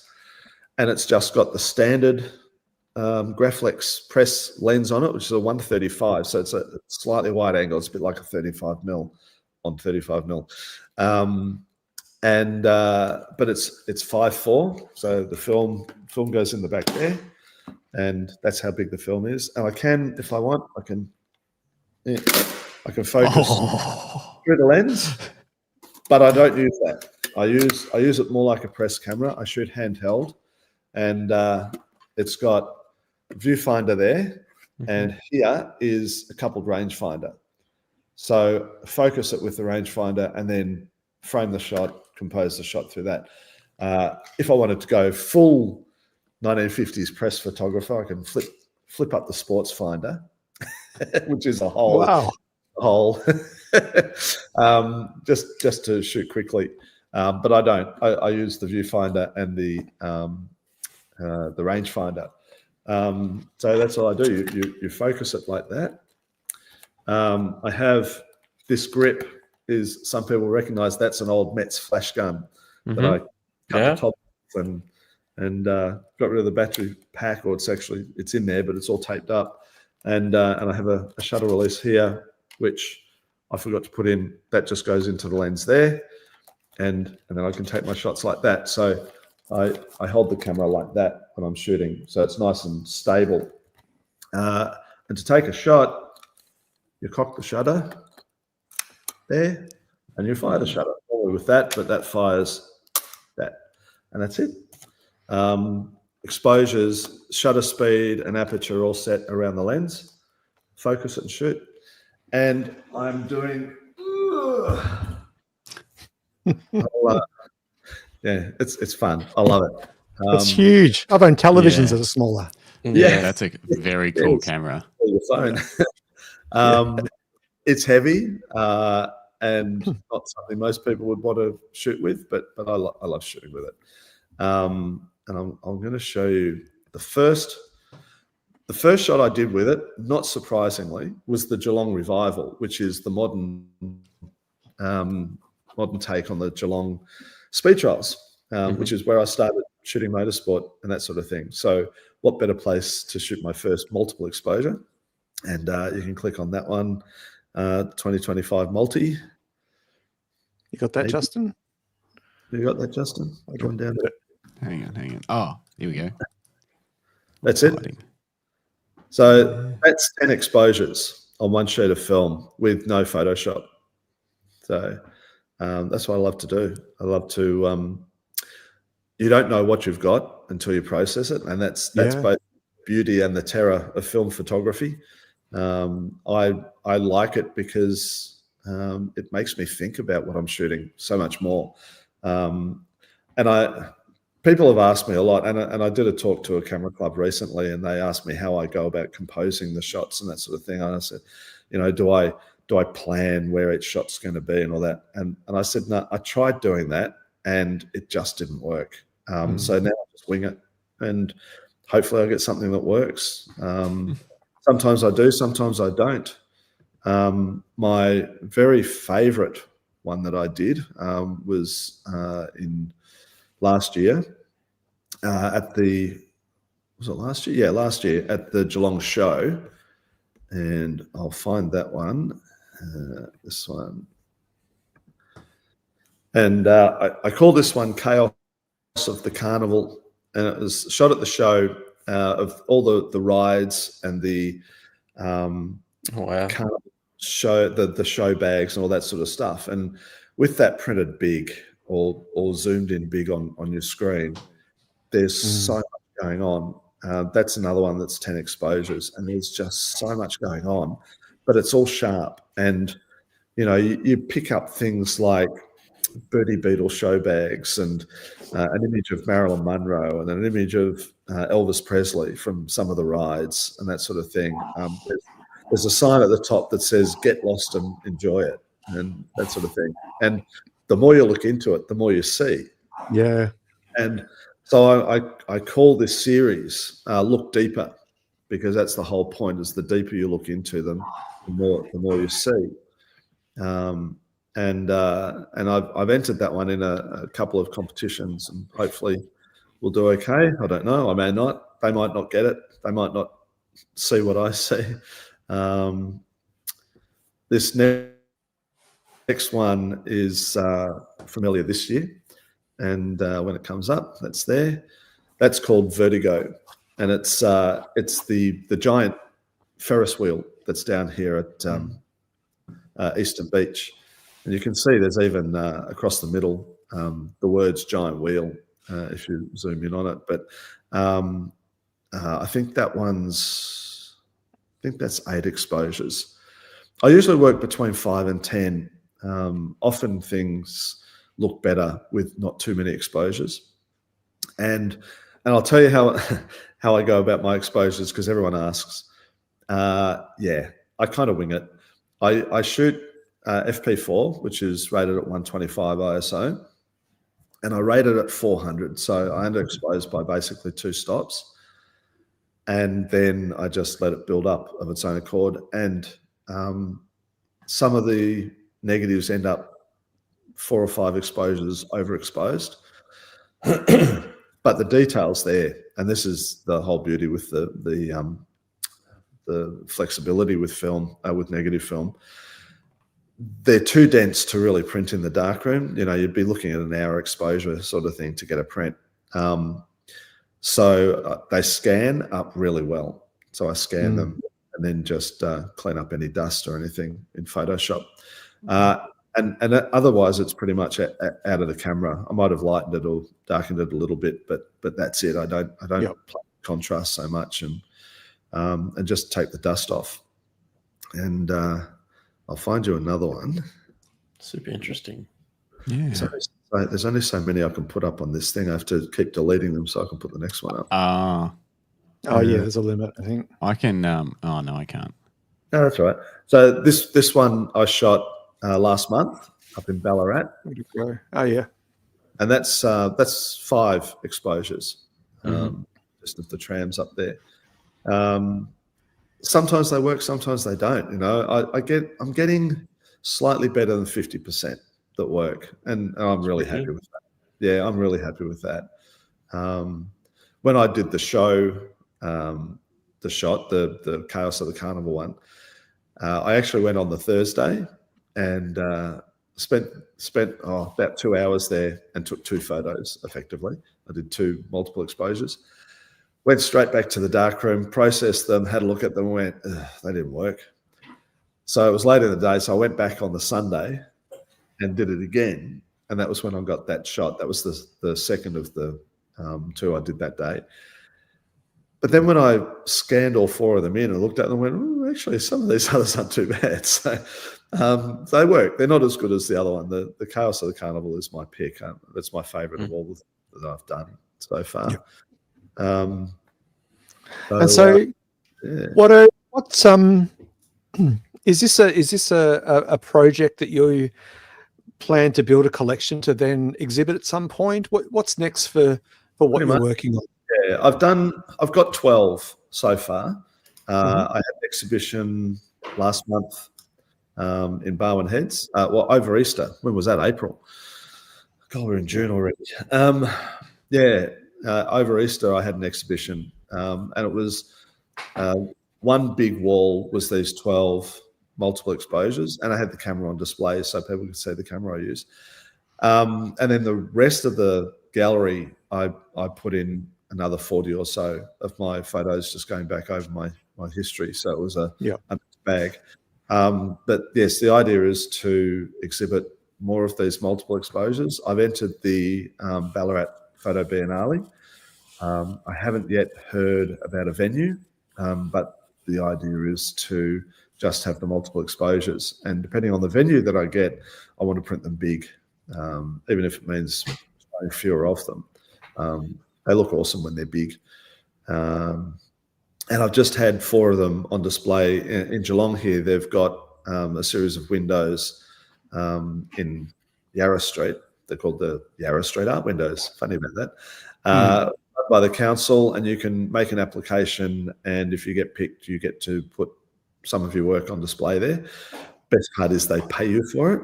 So you actually get paid to exhibit. So that was good. So I had one of the windows for March and April. It was months. It was March to June, I think. May to June. May, April, May. I don't know. 3 months. Okay. My head's working. No, that's okay. That's okay. It was March to May. March, April, May.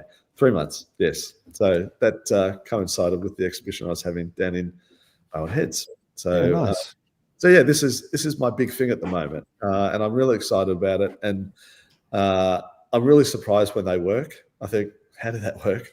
I did one of the Prime Minister's Avenue in Ballarat after I did the trams. I went and, I don't know if you know the Prime Minister's Avenue. It's in the Botanical Gardens in Ballarat, and it's busts of every Prime Minister. And I shot 6 of them, and in typical politician style, they're all vying for prominence in the photo. And I don't think I've put that one in this file. No, I haven't. They've actually all been vandalised recently too. Quite a few of them have. Not all of them. Sorry, a few of them. About a dozen of them have been vandalised, and they've got little fences and shade cloth around them, so you can't see them. So I photographed at the other end some of the early ones, and they're all vying for position. The one that comes out on top, the one that is most visible, and you can actually read his plaque quite succinctly, was our shortest serving Prime Minister, Francis Ford, who was Prime Minister for 1 week. And he's still got a statue. He's still got a statue. Still counts. Absolutely, it counts. So, wonderful. That's my thing now. So yep. I think it's a good thing to have. And I think it's, it's really heartening to hear that even after a personal tragedy, such as losing your wife, that you took some time, worked out what was next for you, and you've set a new course and a new path, and you're still exploring, the craft that sustained you for so long. I think that's really wonderful to see, because a lot of people would give up creativity. For me, when I lost my wife in 2013 to cancer, and it was photography that probably kept me alive after that. And I think there's a lot to be said for creative pursuits in the wake of grief. I have to say a big part of it, a big part of getting my head around right and everything is my new partner. She's wonderful, and she supports my creative endeavors and my work and everything. So that's really helpful. Absolutely. Oh, that's lucky. That's lovely. Well played. Did you have any other questions, Justin? Anything else you wanted to cover? We're hitting. I've got a photo shoot to get to soon, actually, and then another podcast, another podcast later tonight. Yeah. But I just wanted to know if you had any other cool toys there that you were going to show us, because those cameras that we've seen so far are amazing. So is there anything else that makes cool noises or opens and closes that you can show us? I shoot. Uh-oh. Oh, don't. Yeah, I've done that before. Yeah. Just a string of cameras onto the ground. Bloody camera straps. Where's the other one? What are you doing that? Another comment from Noel. Thanks for the show, guys. I'm really enjoying it. We're glad you're here, Noel. Thank you. Noel. Thanks, Noel. You didn't say anything nasty about me. You haven't read all the comments yet. No, he did. He did say before, when we said the editor sounds like an idiot, he said my comment was multi-purpose. So maybe, And David also echoes the sentiments. Nice chat, gents. Thanks again. Thank you. Thanks for being here, David. Thanks, everybody. Thanks for the chat. But what have you got there? What camera is that? This is a D1H. This was my first digital camera. It's Nikon D1H. It's a beast. It is a beast. 2.5 megapixels. Oh, boom. Camera. Isn't that amazing? Yeah. And we were doing double page spreads in the magazine with that. So that's crazy. I hear people talking about, you've got to have 40 megapixels, you've got to have this, it's about the camera. It's not about the camera. It's about the person using it. And look how little the screen is on the back. It's tiny little screen. That's really awesome. I tried not to go digital. I was putting it off as long as possible, but it was just getting the costs involved in shooting film all the time, especially as a filmmaker. So I had to go digital.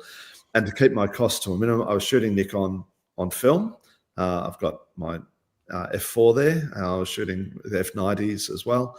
And so to keep my costs down, I went to Nikon. I would have preferred going Canon. There are people who are going to scream at me, but I did a lot of research in it. Justin, I did a lot of research in it. Yes. And I basically felt that the focus system on the Canon was far superior, but I had like 8 lenses for my Nikons, and I wasn't going to buy a whole Canon system. I couldn't afford it. So I got a body that would take all my old lenses. And it's funny, I still shoot. I've got a 400 3.5 that's manual focus. I still shoot motorsport with, I did shoot motorsport with that.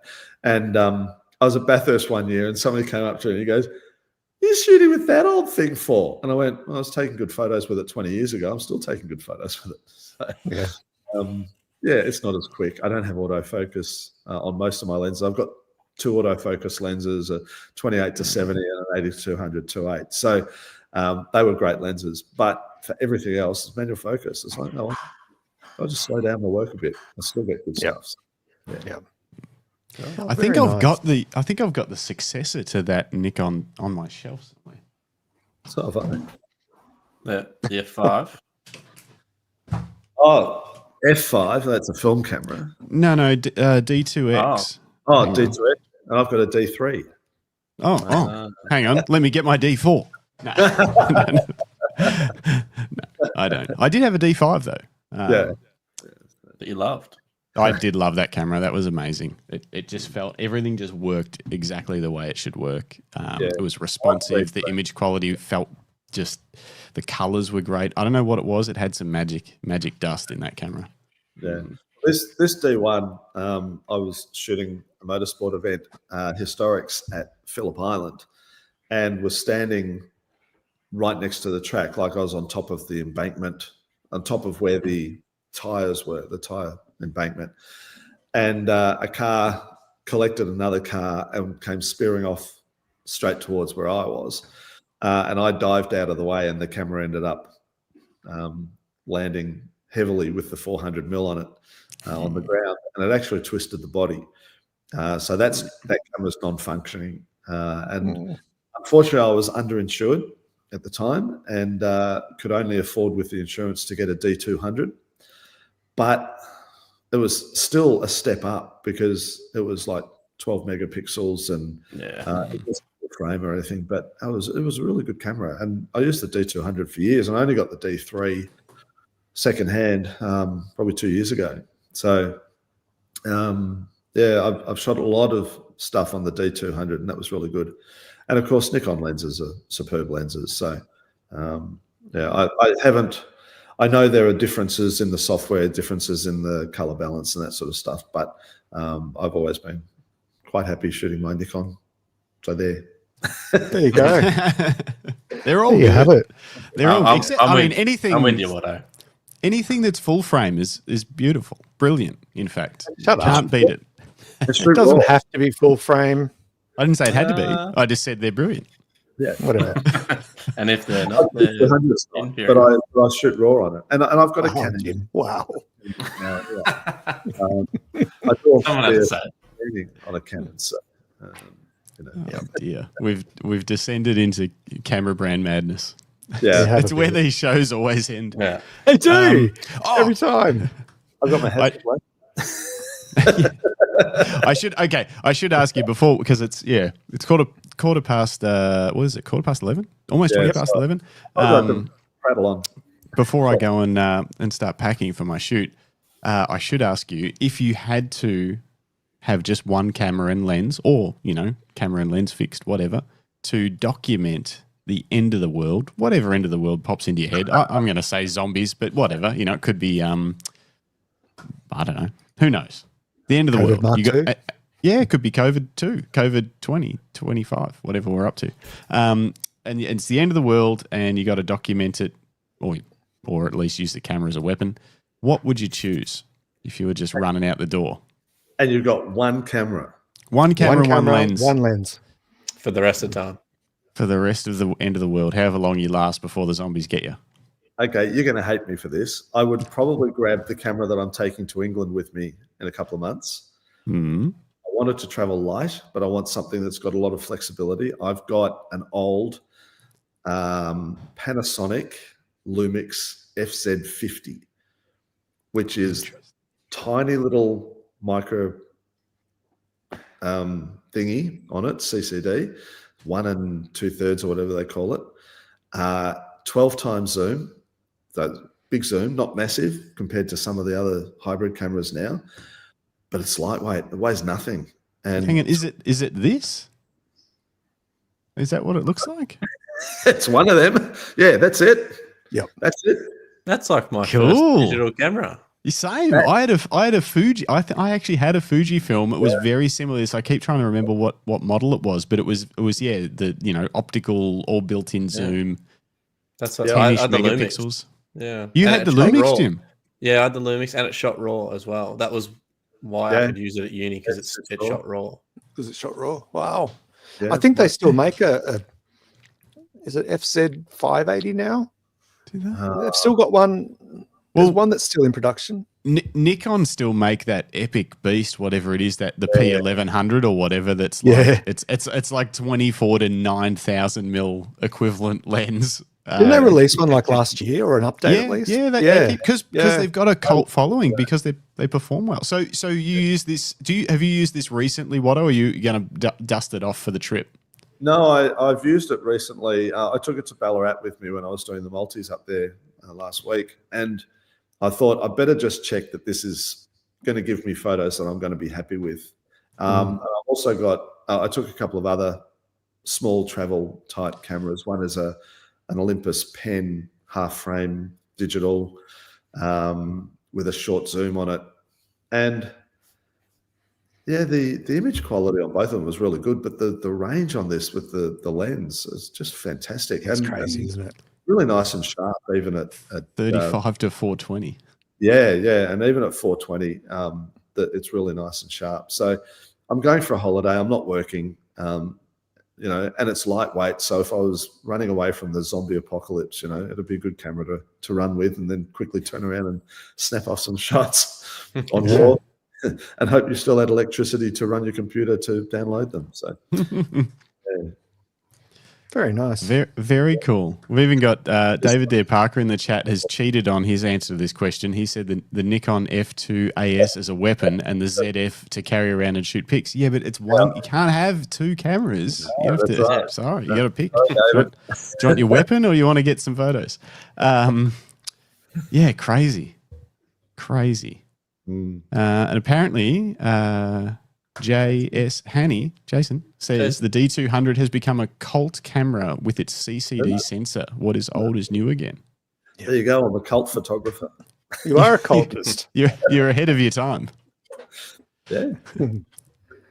All right. Well, look, I think on that note, we might need to wrap because Justin's got to shoot. And it's coming up to sort of 2.5 hours. Yeah. Sorry. No, thank you. Thanks, Watto. Never apologise. Never apologise. That's what we're here for. That is what we're here for. Just a reminder for those of you that are watching or listening along, either live with us now or later on YouTube or audio podcast channels. This is the Camera Live podcast. Please make sure you like today's video. It helps us out a lot. Hit subscribe, hit the bell notification so you get notified. Don't forget that we have a sneaky show coming up tonight to coincide with the Fujifilm X Summit Shanghai. We're going to be watching that live and responding to the impending news from Camp Fujifilm. I heard a rumor they're releasing the X Quarter. It'll be a quarter frame triangular sensor camera. It'll take triangular photos, and it's going to have that same Film Advance button like Watto's camera has. Plunger. But it's about plunger. 30 centimeters tall. You just got to push it. But the camera's only this big because it's an X quarter. It's going to be interesting. I'm very, very excited about it. Great. You guys are wasting the internet again. Okay. We are wasting the internet. We excel at wasting the internet here on the Camera Life. And don't forget, on Monday night, 7:30 p.m. Australian Eastern Standard Time, we have our random photography show where we just talk shit about photography, basically. It's wonderful. A lot of fun. And we want you there. We want you there to comment, to ask questions, to engage with one another even if you ignore us for the whole hour and a half, 2 hours, just talk to each other. We're happy with that too. But we're here right now with Craig Watto Watson. Watto, thank you so much for your time. Thank you. Such an amazing journey, and being able to chat with someone who was around when televisions were still black and white, and people shot film. Yeah. People shot film when magazines were still profitable. Yeah, magazines were in a bit. But yeah, once again, thank you so much for taking the time today to share your story with us. And I think that, I think there was a lot to learn from today's podcast, hearing about the way things used to be done, but also inspiring in that we are seeing how you've morphed that into your current practice, that you're still getting out with a large or medium format film camera and experimenting, trying new things. And I think that's what we're all about when it comes to photography is, you just got to keep pressing that button and see what comes from it and learn from those experiences. So thank you for sharing that story with us today. Thank you. Thanks for having me, guys. Thanks very much. No worries at all. But look, on that note, thank you, Jim, for joining us from looks like sunny Miami from the way that it really does. It's very the vibes are high. I look like I'm in some sort of weird gaming dungeon, you just look like you're coming straight off the beach. Got a glow. It's been a nice day. And I've learned I need a darker background so you can see I've actually got hair. Yeah, we'll have to take your word for it, Watto. You got hair? I didn't even know. Wow, you do too. Who would have thought? But look, on that note, thanks again to everyone for watching, listening. And we'll see you tonight. Join us for the Fujifilm X Summit. What time are we going live, Justin? I think we're going to go live at 6:45 p.m. I'll schedule it up now after this show, so you'll be able to get a reminder if you want to check on the subscriber thing. It'll tell you what time it is in your time zone. 6:45 p.m. Australian Eastern Standard Time, because I'm pretty sure the X Summit goes live at 7 p.m. Australian Eastern Standard Time. So we'll jump on 15 minutes before. We'll speculate about the X quarter and the triangular sensor. And then we'll be able to watch as it hopefully goes live on time, and then we'll know exactly what they're actually releasing. Yep, wonderful. There are a few actual rumors floating around that we'll go over in those 15 minutes, see if they're if we think they're accurate or not. There's a comment here from the Camera Life. I haven't heard of those guys before, and it says use code Justin for 15% off if you need a camera strap. So that's a good idea. Or merch. We got some hoodies and stuff. Winter's coming down here in Australia. If you need a hoodie or a t-shirt, 15% off. It's a good deal. They're pretty well priced anyway. Yep, and they're really nice. They're comfy. They're warm. T-shirts are good too. Good shirts. Australian AS Color is the brand, and they're premium quality. Love it. They're printed in Melbourne, but I'm pretty sure the garments are made somewhere over not in Australia.